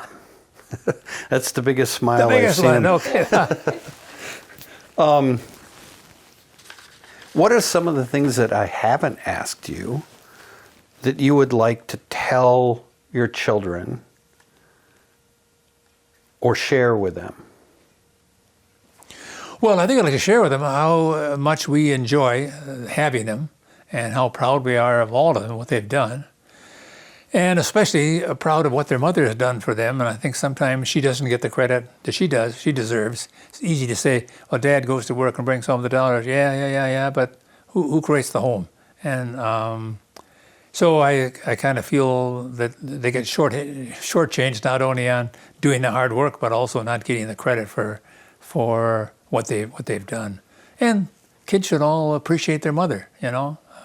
She's the one that made them what they are and gave them their values. And I think so. It's bringing home money, but you can get a government paycheck and that'll do that. So I think the biggest thing I would just say is you're lucky to have a good mother and one who's instilled good values into you, and just listen to what those are. And again, don't forget you're not going to be here forever, and you'll pass on to your children just like we're passing on to you. Get good values, and hopefully they'll lead good lives and lives that you'll be proud of. My love story had an unusual beginning because in November 9th, 1954, I gave birth to an adorable baby girl, and then I think she was about 3 months old when I first met Tom, or I should say he met Peggy, because the nurses at the infirmary were babysitting for me if I had to go somewhere. And so I think she was about 3 months old when I first met Tom, and she was 10 months old when we were married. And so all the other kids just thought that was their baby sister. And she's been their baby sister, their grown-up baby sister ever since. 68 years later.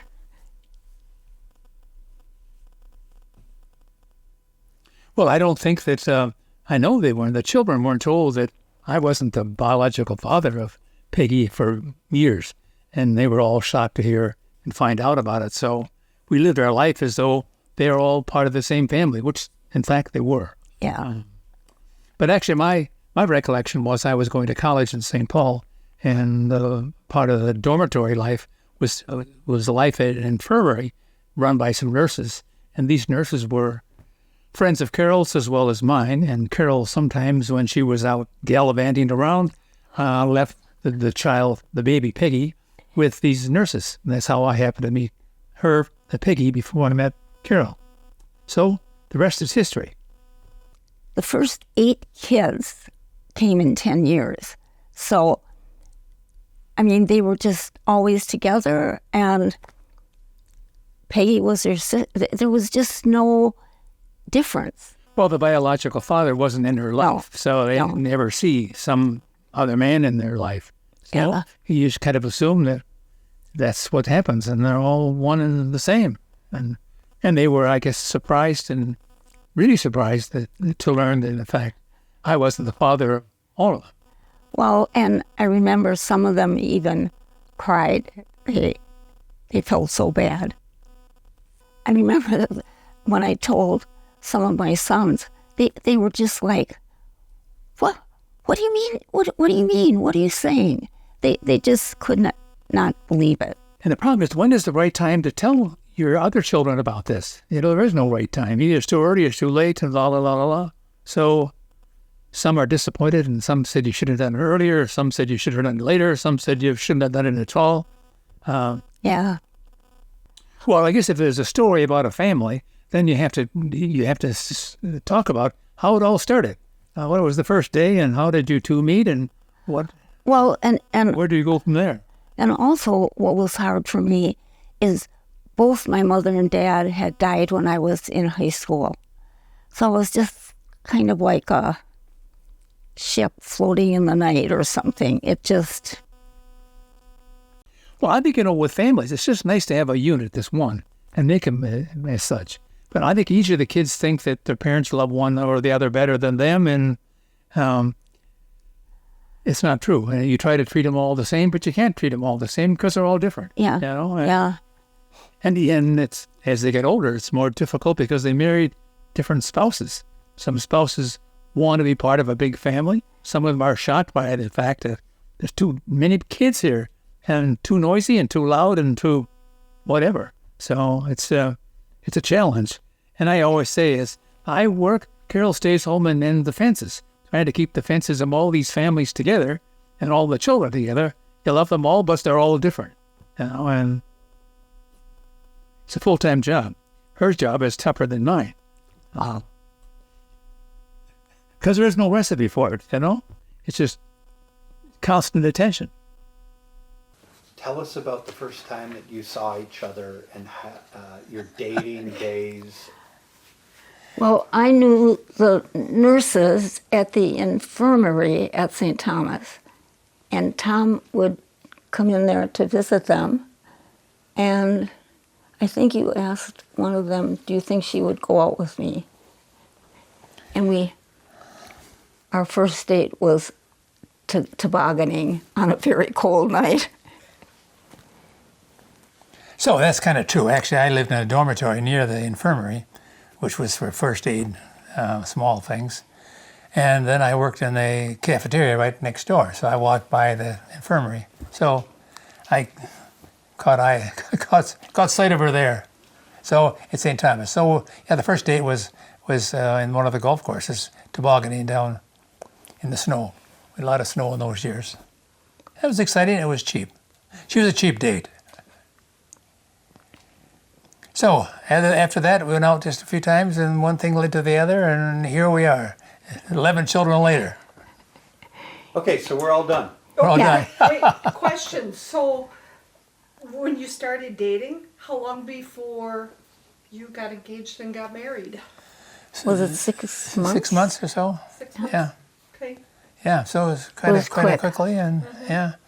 And then Carol lived basically in St. Paul, and I lived down here in Hayward, so my thoughts were always to come back here and live back here in Hayward.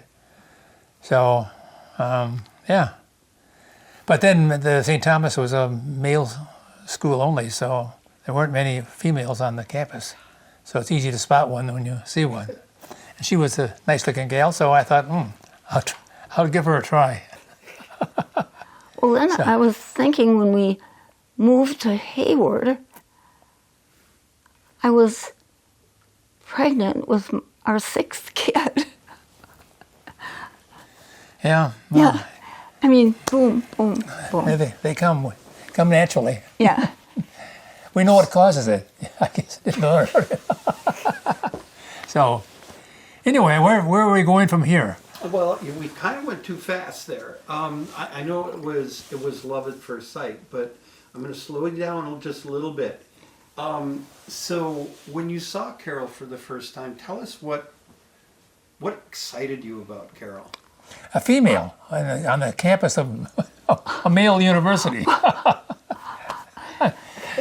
No, an attractive gal, and we could talk with the nurses, and they said she's a nice gal, and so, yeah.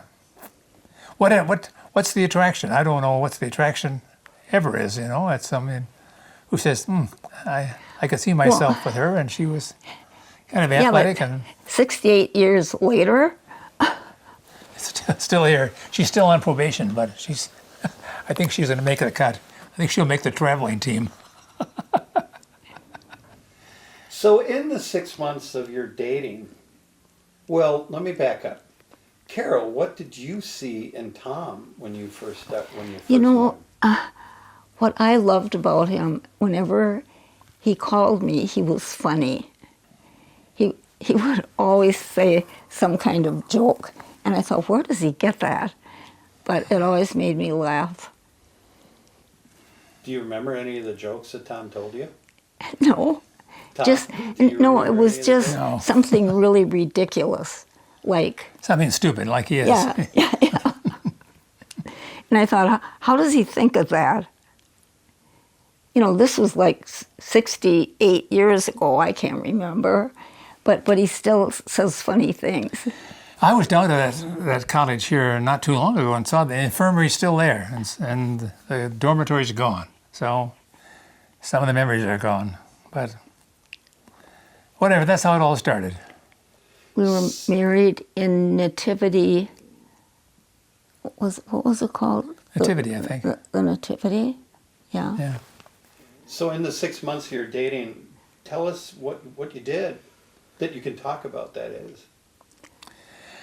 Well, we did things that didn't cost much money because nobody had any money, So, but we did outside things, and we walked and sled, and you did a little skating, and Although you didn't know how to skate. no, I was a skater. yeah. Yeah. So nothing. I don't know.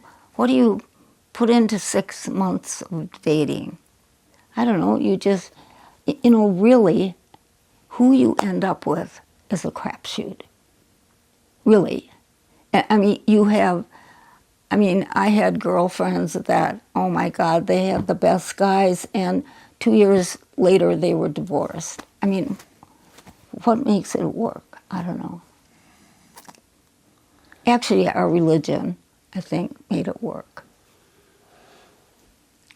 Okay, talk about who proposed, or wait a second, let me back up. Who said I love you first?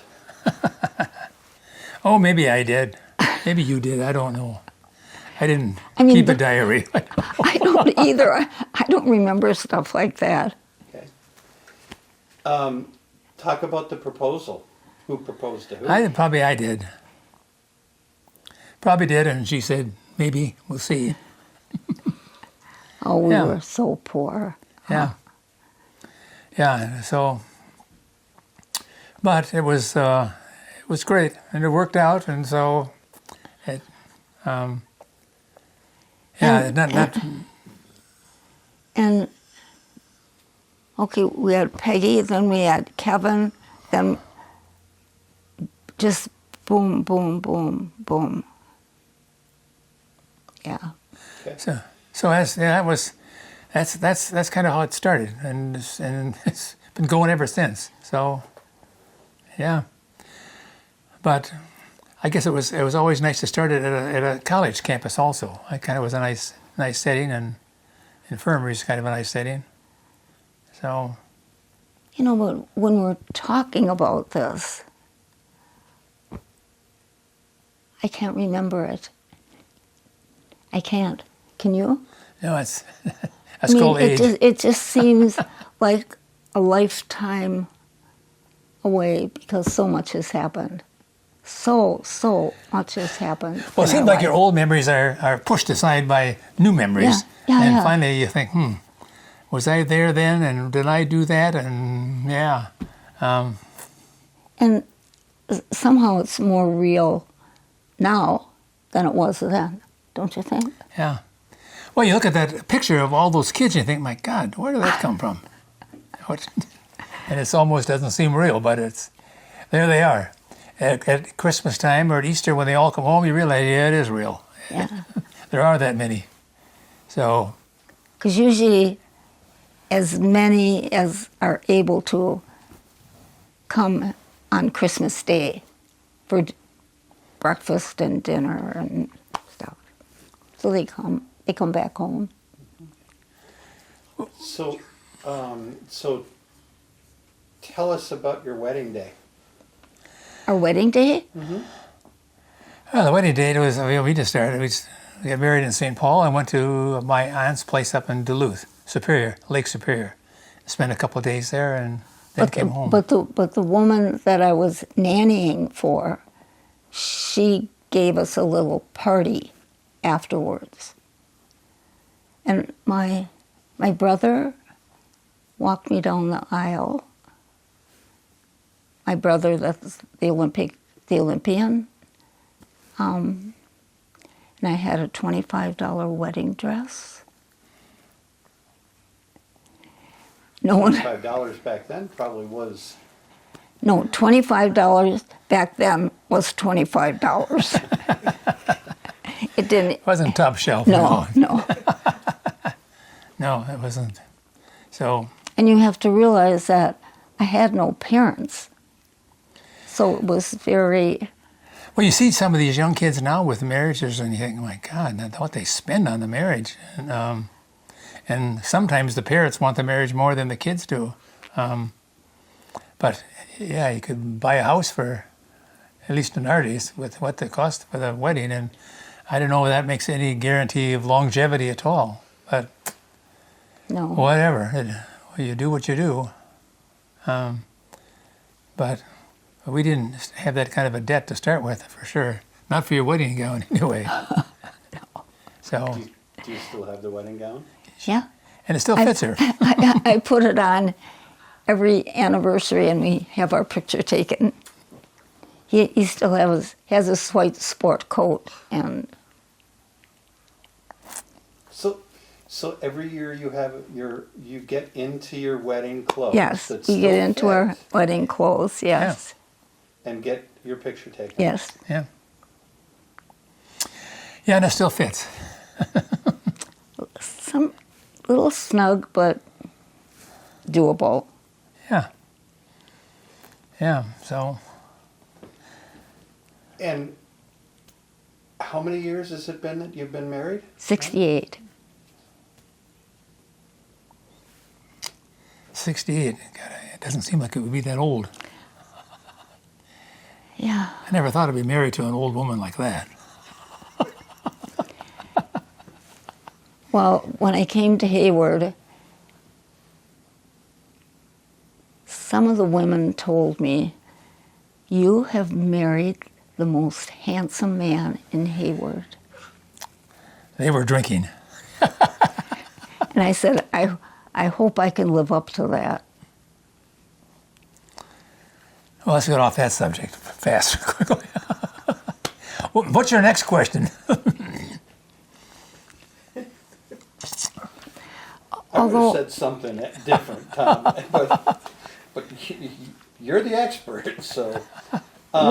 Okay, so we lived in St. Paul, married in St. Paul, then we moved to Hayward when? 61, So how September. many years would that have been later? 62, I think. Okay. 60. All I know is that we moved to Hayward, and I was pregnant with Tommy. All my life is by pregnancies. Yeah. Well, we left in '61 anyway, so that's Yeah. that's when we got here and been here ever since.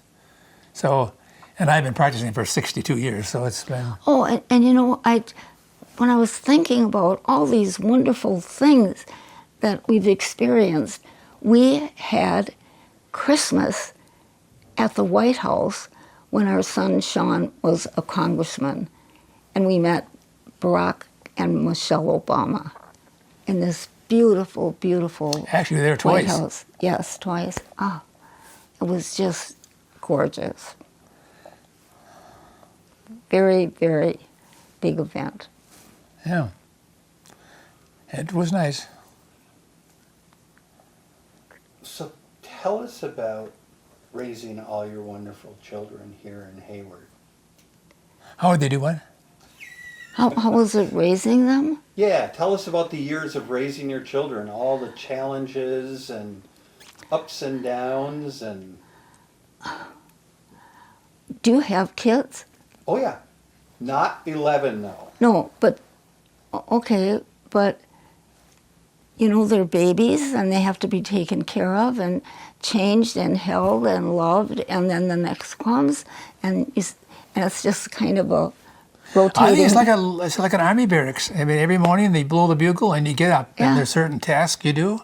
You get up, you get dressed, you take, you wash your face and get on clean clothes and come down for breakfast and eat breakfast. Then you get your books and you go to school. You come home from school, you eat. And then And then as the kids got older, the older ones, then they made breakfast.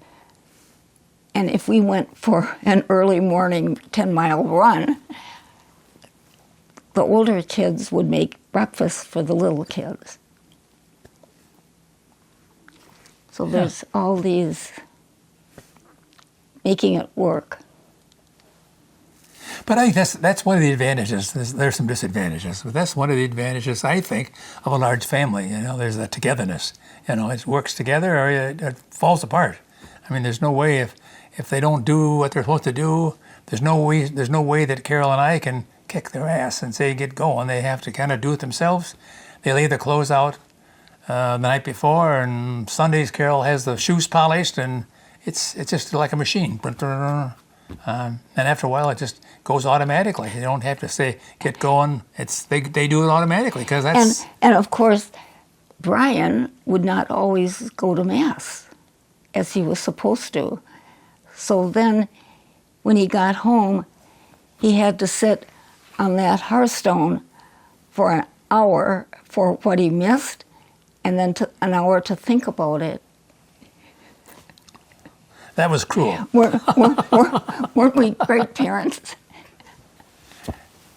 Well, there were some rules and there were some penalties, So And Brian still remembers it. And of course, we didn't have a TV for 10 years. Now Brian has a TV in every room in his house. So what were, in this regiment, in this machine that you were raising with these 11 children, what needed the most oil in that machine? What would you say? Well, I think that just to take care of their daily needs, which is the mom's job to do, but just washing clothes for that many children and having food for that many children and baking it. I mean, the kids might help set the table, but just to have that ready to go is the mother's job, and But also, we said meal prayers and evening prayers, and that's one thing. What I remember the most about my mother, no matter how tired she was, she would come in and hear our prayers and kiss us goodnight and say she loved us. Another thing that we did is at supper time for the big meal, I mean, the kids did not eat until the mother sat down. And so they wouldn't even the rule was you can't even lift your spoon up until Mom sits down and lifts her napkin. Then you can do it. So I don't know what the small little things, but they learn to observe that your mom has some recognition in the house, and to give her this respect of don't eat your food before she's even had a chance to sit down. And we had white paper napkins, and Tom would say, white duck, someone didn't put their napkin down. I don't know how we got to that mess, but Well, those are the rules. I mean, you had to have rules. Without rules, it falls apart. And so, I don't know. I don't know with that many children that close together. I don't know how you function without rules. I mean, maybe you do. We never learned how if you do. The biggest thing, as I mentioned in my little segment, is there should have been more help in the house for the mom while I was at work and the kids were at school, to kick her out of the house and say, get lost, and someone there just to keep the fire going until she got back. But that would have been a big difference. yeah, that was the point where I was physically and emotionally exhausted Yeah. after the 10th kid. Okay, you're getting ready to head out of here. Okay. No, I should take the watch off. It's text and emails Oh, that come in, so I'm okay. not watching the clock. Okay. Were there times when you had all 10 children, that there was times that the older kids, the couple older ones, were able to babysit so you guys could go have a night alone together? Our poor Peggy, she was 10, and she got to watch 7 kids underneath her. Well, we had a problem when there was babies born, and Carol went to the cities for the birth, and we both couldn't go because somebody has to watch these kids. So when I would go down, one of the kids would have to kind of help out until a babysitter got over here. So, yeah, it's well, they all learn some responsible behavior, you know. They're all part of the family. It's their family, you know. And if you don't help, well, then things fall apart. Well, You know? and let me tell you, it wasn't this lovely. No, it never is. Kids have their own ideas, and yeah, and they didn't like the food sometimes, and stuff food under the table they didn't want to eat, and typical children, you know. That was Tommy. Yeah. Yes. What were some of the favorite meals of your kids that you made for them? Hamburger gravy over mashed potatoes, fried chicken. Yeah. Typical. And for dessert, they liked what? Who liked lemon meringue? Somebody I thought did, but Oh, that's Brian. Lemon meringue pie. yeah. Yeah. But they were pretty good. They about eating stuff they didn't like. What didn't they like that? But we'd find later where they'd stuff things under the table and under the chairs where they looked like they ate it. But I think our oldest daughter is a counselor for young girls, and then Kevin's a lawyer, Pat's a dentist, Tommy's a lawyer, Sean, and actually our daughter Colleen, I am forever amazed at her because she is like a chemist. She makes very, very rich, healthy cosmetics. It's called Cosmetics in the Kitchen, and she has quite a business out in California for natural ingredients. It's all organic, so she just blows my mind with all the stuff she's creating. Plus she has 7 horses that she takes care of every morning, and they ride, and she's an amazing girl. Isn't she? Well, I think they're all doing what they want to do. They're all happy, and that's what else does life offer you? So. Okay.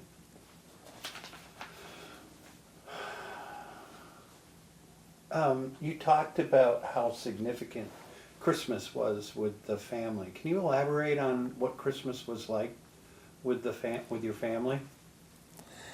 Well, first of all, just to gather gifts for all of them was a nightmarish job. And Carol was in charge of that also. But when they finally get it wrapped, and of course, as they get older, they stay up later, so it's tough to get the stuff under the tree for the smaller ones who still believe in a Santa Claus. But when they came down the stairs, the bedrooms are all upstairs.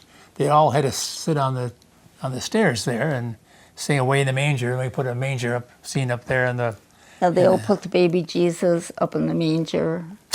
and then they come and sit down on their gifts, and they would have gifts. Each one has to take turns. Otherwise, it's just a frenzy, and they're all gone. So we take turns, one, and then the next one, and the next one, and then we have a big Christmas Eve dinner, and now we invite some of the older ones to come. And then they go to a midnight mass or an evening mass. And then in the morning, they all come back over the house here again. And Yeah, they still really like to come back home. the house is just, how the house stays together, I don't know, but it does. So, but it's a real celebration, and they kind of come together and share some of the family life, the closeness and how lucky they are to be part of a loving family. Yeah, I think they do feel that. Yeah. Yeah. Yeah. So did you travel much as a whole family with all the kids and so forth? Yeah, let's see. We took a trip to Ireland, and then we took a trip to Europe, and then we took a trip down to Mexico with all of them. They all were invited. But one of them had a sick dog and couldn't come or whatever, but yeah, so we did. And then Carol would go oftentimes down to Florida and take her day trips. I got to take the road trip with all the kids. And he would meet us down there. He would fly down. Yeah. So tell us about some of those road trips. Oh my God, they were so much fun. They still talk about them. Yeah. Playing the music, and which one was our favorite song for the trip? Yeah. And then the cars were small and didn't have big cars, and seat cushions and safety belts were unknown. So they were stuffed in the back seats and up in the back windows. Back in the back window, and yeah. It was fun. But it makes great memories and great trips, and yeah. Yeah, the kids talk about, and the only thing is, the older ones didn't get a road trip because we had all the little guys. But once the little guys were older, then they got to take the road trip. Yeah. Okay.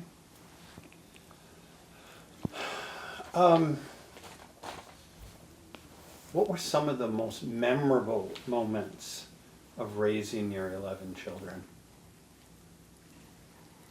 Memorable. Well, I think it's memorable to have them come home on holidays, and have them all together. And now at the lake, they come out we have a round lake place, so they come out and enjoy the lake property. It's kind of nice to see them enjoy being together, and I think it helps them bond with their own children and plus bond with their siblings. And Yeah. again, as they all get married, then sometimes the siblings spat back and forth, and you can see that problem. But I don't know how you solve that. That's just And some of them like each other better than others. yeah, that's true. So, but as I said in my segment, basically they're rearing to their mother, because that's where it all starts in the home. And I can be off making money, but that doesn't do a thing for raising kids or giving them values or whatever. So it's the mom, and she's the one that needs the breaks to get away from the hubbub and get a chance to refill her tanks. Well, I had to laugh, Jim, because you were kind of pursuing me to, did I have another career? A little bit. I'm just telling you, that was a superhuman job. And I could have not worked anyplace else and done a good job than right here. What you needed is time for a nap. I need a break once in a while. Yeah. So speaking of those breaks, because your accomplishment as raising 11 children is, I think from what I see is you've done an amazing job, both of you. Yeah. And I couldn't say enough. But how did you get away? What were your breaks from raising 11 children? Oh, I have to say, and like, Well, sometimes really? it wasn't a break, you know. Sometimes the Yeah. break was a break from some of them, but a break might be taking some of them down to the dentist, some of them out to see the doctor, some of them to get their fall school clothes, and she might take just the boys down and not the girls, or just the girls and not the boys. So they were really not a total break. I mean, what she really needed was just peace and quiet and leave me alone, and so. although later on, I guess I'd say after 10 years, and we were here for a while, I had friends like Sheila Wise and some other women here, and we'd go down to the cities to have our hair done and have lunch. That was big. Okay. Yeah.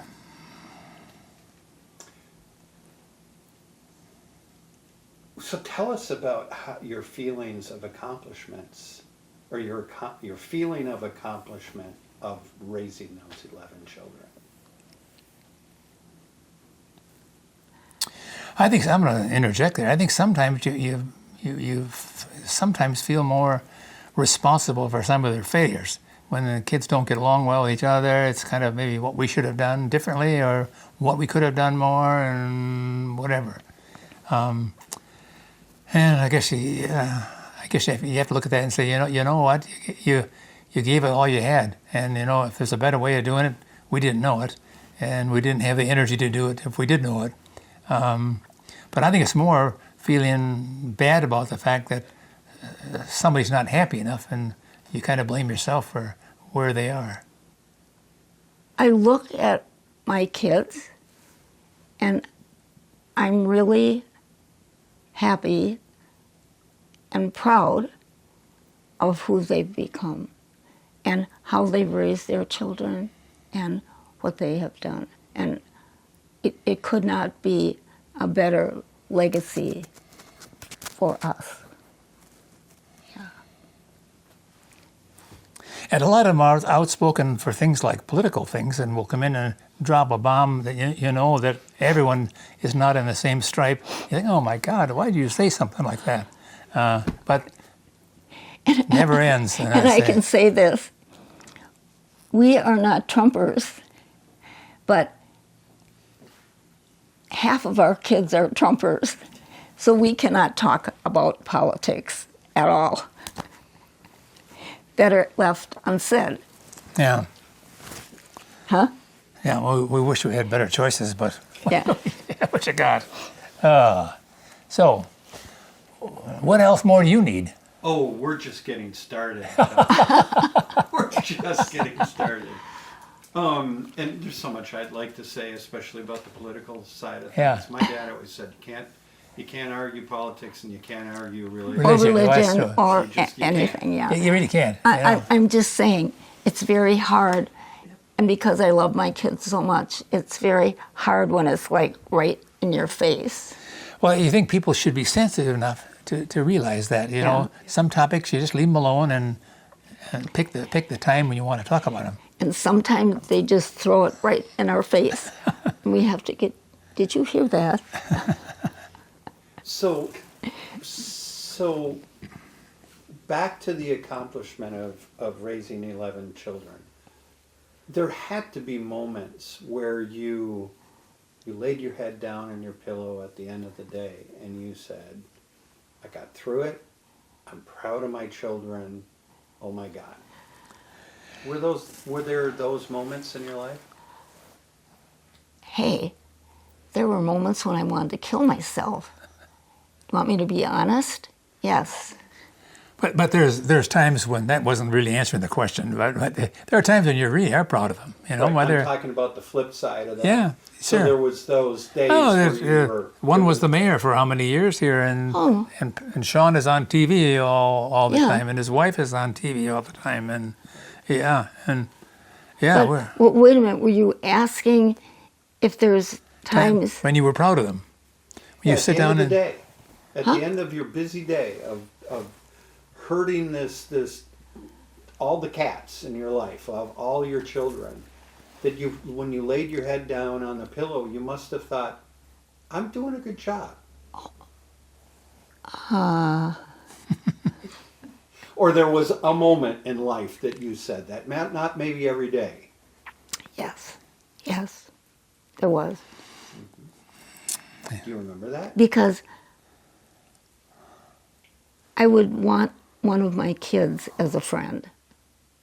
That's how I feel about them. Yeah. Wouldn't you? yeah. I'm proud of what they're doing. Yeah. Can you hold up that photo of your children? Yeah. And maybe, I don't. Where'd Carol go? Yeah, where'd they go? So maybe go through and just point out each one and name them off. Okay. Can you see? Let me see. Okay, this is Colleen. She is our fourth one, and she's the one that's very creative. Chemistry, has all the horses, stuff like that. She's just a flower child. This is Tim. Tim is the guide. The guide. This is Patrick, the dentist. This is Kevin, he's a lawyer. This is Peggy, she's a counselor. And which, by the way, her son won the Stanley Cup last year for His team did. Denver Avalanche. Yeah, so that would be our grandson. And who is that? Oh, that's Tommy. He lives right up the street. And then this is this Peggy? Yes, this is Peggy. This is, they all look alike. Tommy, this is Tommy. This is Shannon. This is Bridget. Who is this? Who is that, honey? I can't see that. It reflects it all. That's Sean and Amy. Who's this Oh, one? it's Brian. Oh, Brian, yeah. And this is Bridget. And that's Yeah. Shannon. Yeah.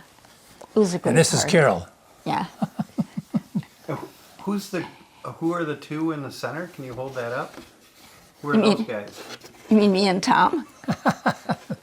The two old farts. Yeah, they're Tom and Carol. Tell us about the sports that you guys did when you were married.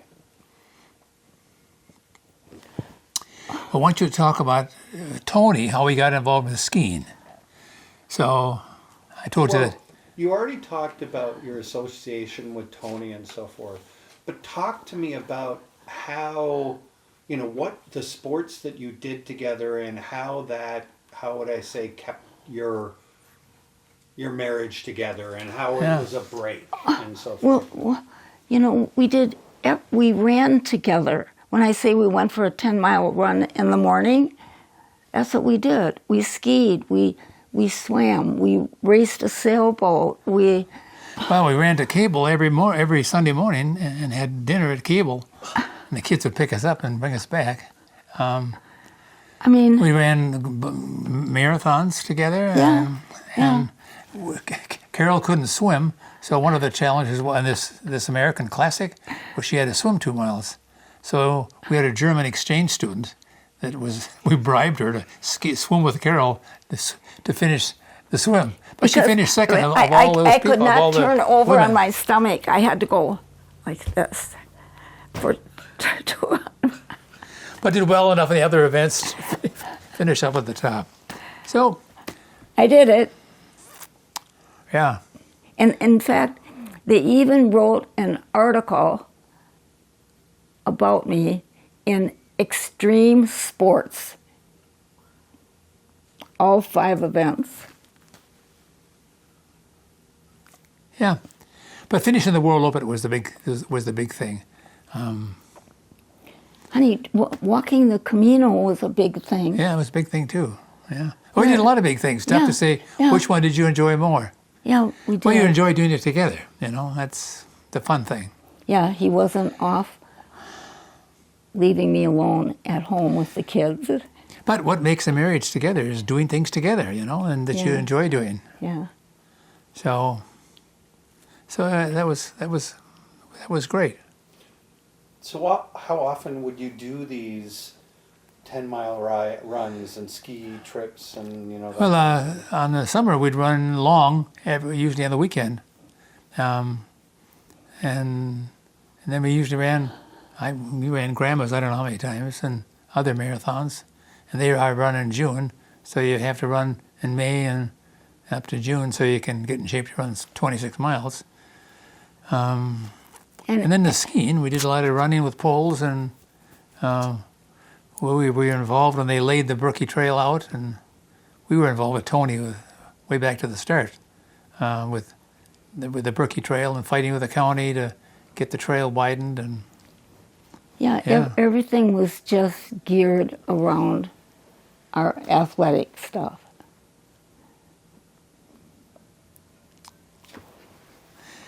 Speaking of sports, sitting right between you there is a little sketch there of the guy who made the goal in the Miracle on Ice.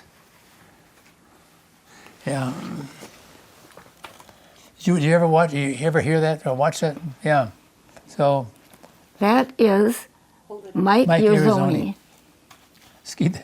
Yeah. What a. And he, Oh. at the end of his book, he said, it's the classic sentence. What would have happened if that 3-inch had been the other way? He never went on to play Okay, hockey. but Carol wrote a letter to him about his book, and he wrote back and sent us a picture. Yeah. Signed it, yeah. So, but that's hockey.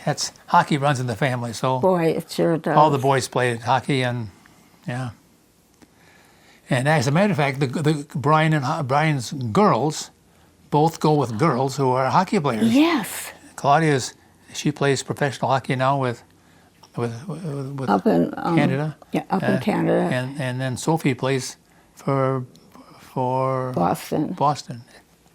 They're both I thought girlfriends. Elizabeth was going to potentially be going out to Boston as well. Yeah. So that's amazing. It's talented girls. I said I grew up with hockey in my blood. Yeah. Okay. So bottom line is your athletics is one of the legacies that you give back to your children as well. Oh, you bet. Because my brother Jim, who was Ken Yackel, he was a 12-letter man from the University of Minnesota. And he had a pro contract in 3 sports. Unbelievable. So, but whatever. Good genes. Good genes. Yeah.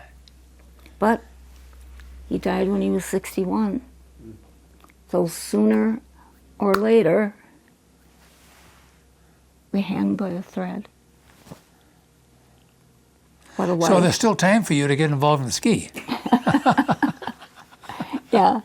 Talk about any music. Did you guys go out and dance together? Any of that? Oh, you aren't kidding. We danced together. Talk about that. Yeah. we were out at Gene's cabin, and he would take me between his legs and go put me in the air. And yes, did we dance? Does it And then we sound went good? to the Viennese. You ever go to the Viennese ball down in Eau Claire? Yeah. Every April, to support their music program, they have a Viennese ball taken after Vienna. It's Yeah. beautiful. It's basically waltzing and they have a schottisch too. Yeah. Yeah. But yeah, dancing is great. But we haven't done it of late. But yeah. No, How about you? Do you guys It dance? was because of COVID. Yeah. No. You're too busy with work. You got to find time in your life to dance. Yeah, but you guys have put me to shame. Remember to dance. But 11 kids, skiing, running. Yay. Anyways, okay, Carol, I'm going to have you sit back just a little bit just because of the camera. Okay.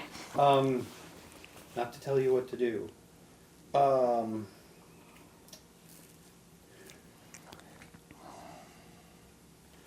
So tell us about when your children started moving out of the home.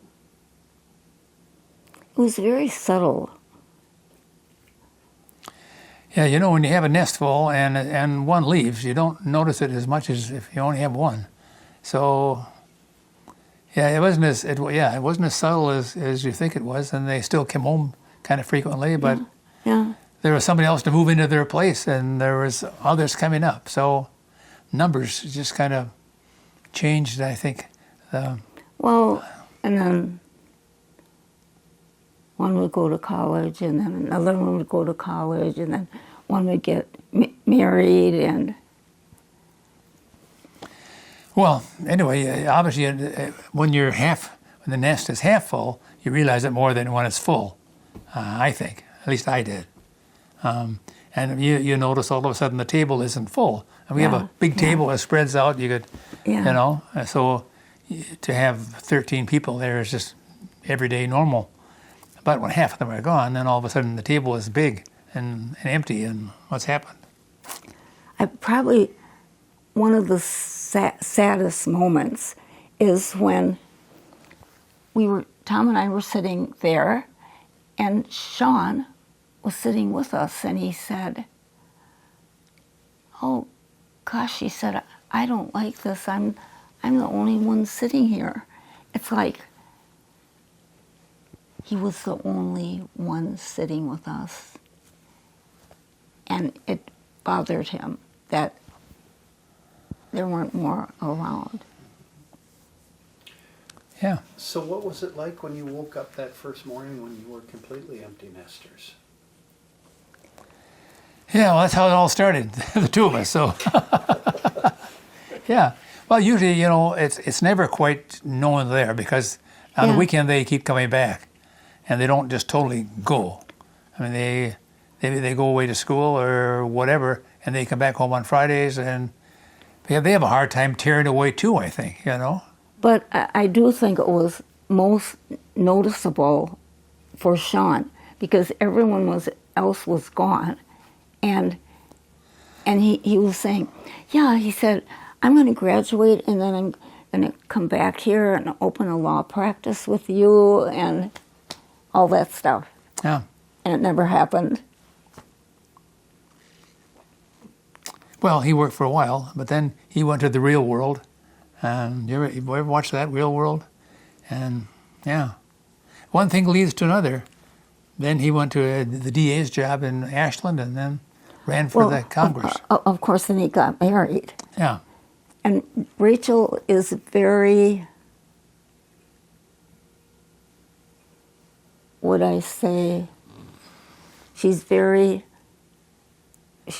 Catholic, and she's very steeped in her religion, and so, yeah. Yeah, well, anyway, that's kind of what happens. It's more gradual than you'd think, you know. And then you still do things together, so life goes on, you know. And What are some of the things that you do together now? Well, every Tuesday night we're down at Angler's with Brian and Holly. yeah, That's our Tuesday night date. And then sometimes on Thursday night, we can be with Tommy. Or we're at the coffee shop with Pat and Shelley, or Yeah. everyone has a slot. And then on the summertime, they like to go to the lake. So Yeah, yeah. good. Yeah. It's this lovely place on Round Lake, and they say, "Oh, is it one of those beautiful cabins on Round Lake?" And I said, "Oh, yes." And I said, "We have the most beautiful outhouse." No, it's an old log home. You won't catch us being snobby. It's an old log home with an outhouse. So, Yeah. But a beautiful beach. Yeah, And that's all you really care about is the beach. yeah. Yeah. Yeah. So now we're going to get deep. What was it? What's the magic between the two of you that kept you together? What were some of the special things that you did for each other or together that kept you together? I can answer that. He did everything, and now he does everything for me, and that's why I started to cry.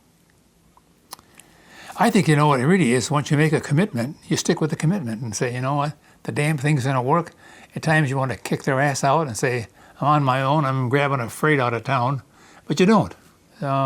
Tomorrow's a better day.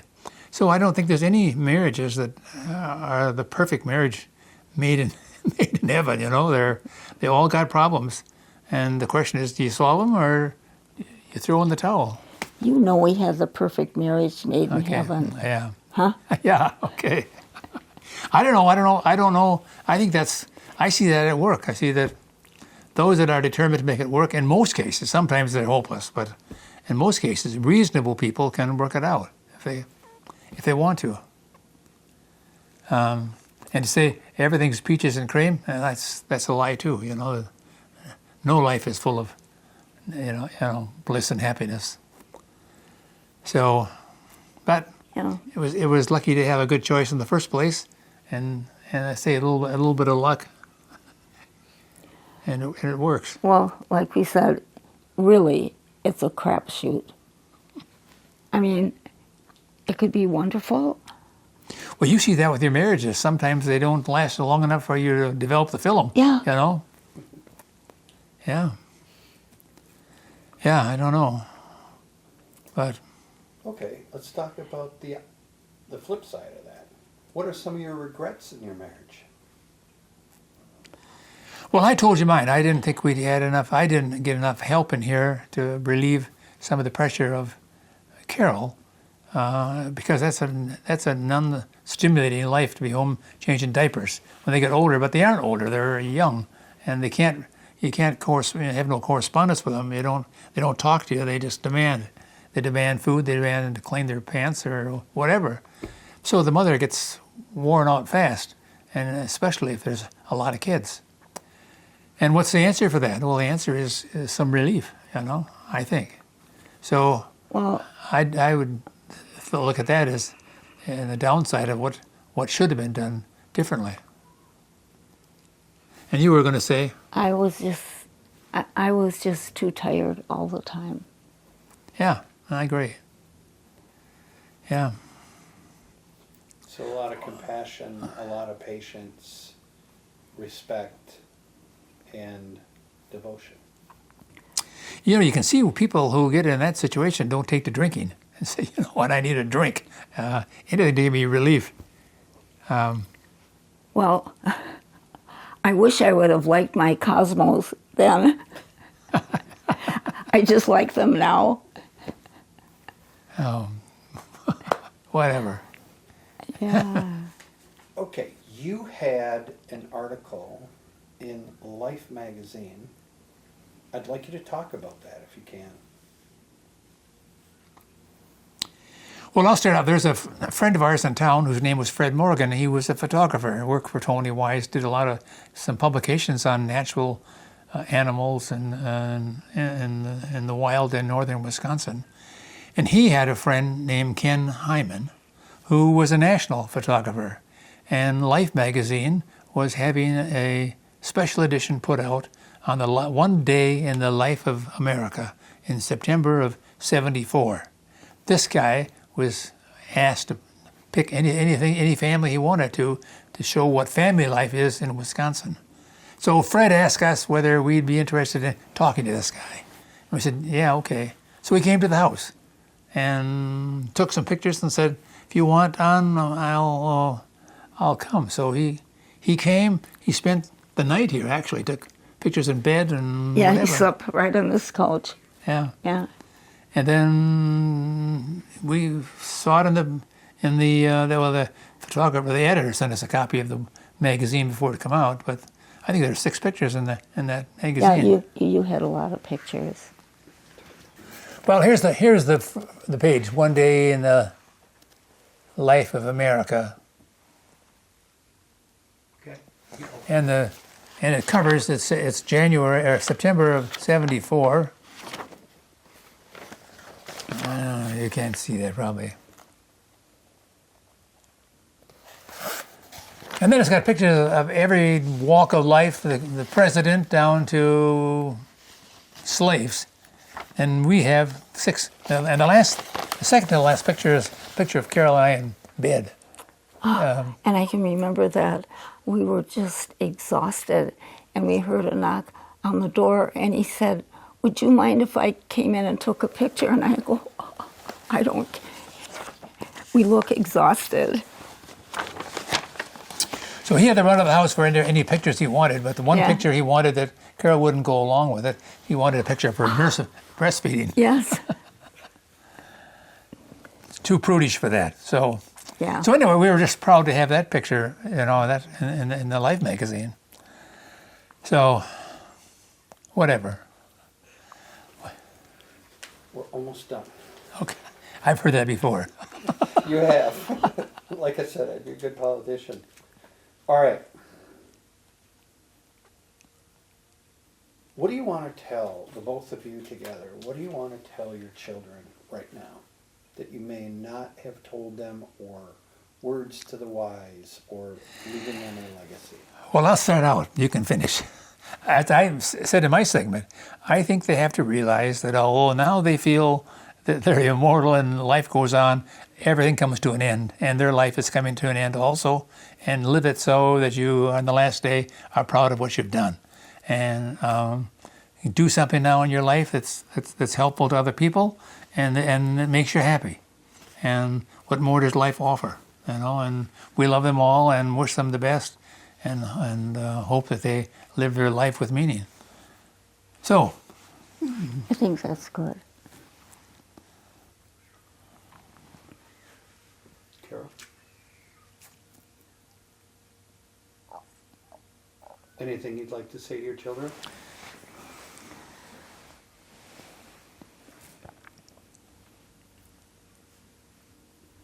I just want to say that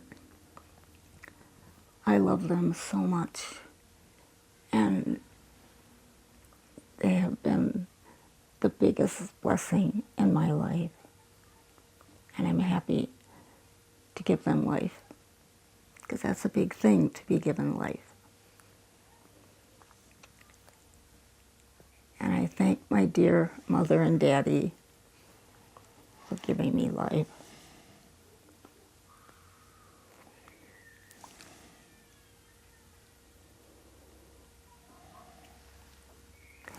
Because that's all there is. Life everlasting. yeah. That's all she wrote. Yeah. So the one thing that I have not seen the two of you do is kiss and say that you love each other on camera. Excuse I love me. you on camera. I don't want to show. Why would we want to do that on camera? Huh? Yes. Time or Life magazine had you a picture of you guys in bed. Yeah. At least I can get a kiss and I love you between the two. You've got 11 children here to prove that she's been kissed once or twice.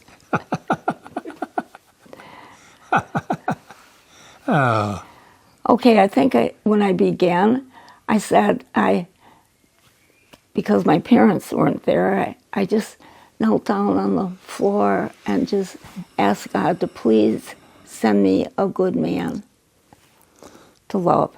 And then you got me. What a And joker. then, and I couldn't have asked for more.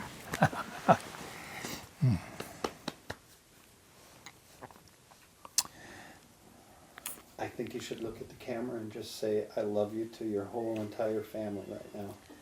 To where? The camera. Camera. No, there's the camera up there. Oh, do what? And just say, I love you to your family on camera. Okay, we love you, all of you guys, children and grandchildren and great-grandchildren, and whoever else follows. I just love you so much. To the moon and back.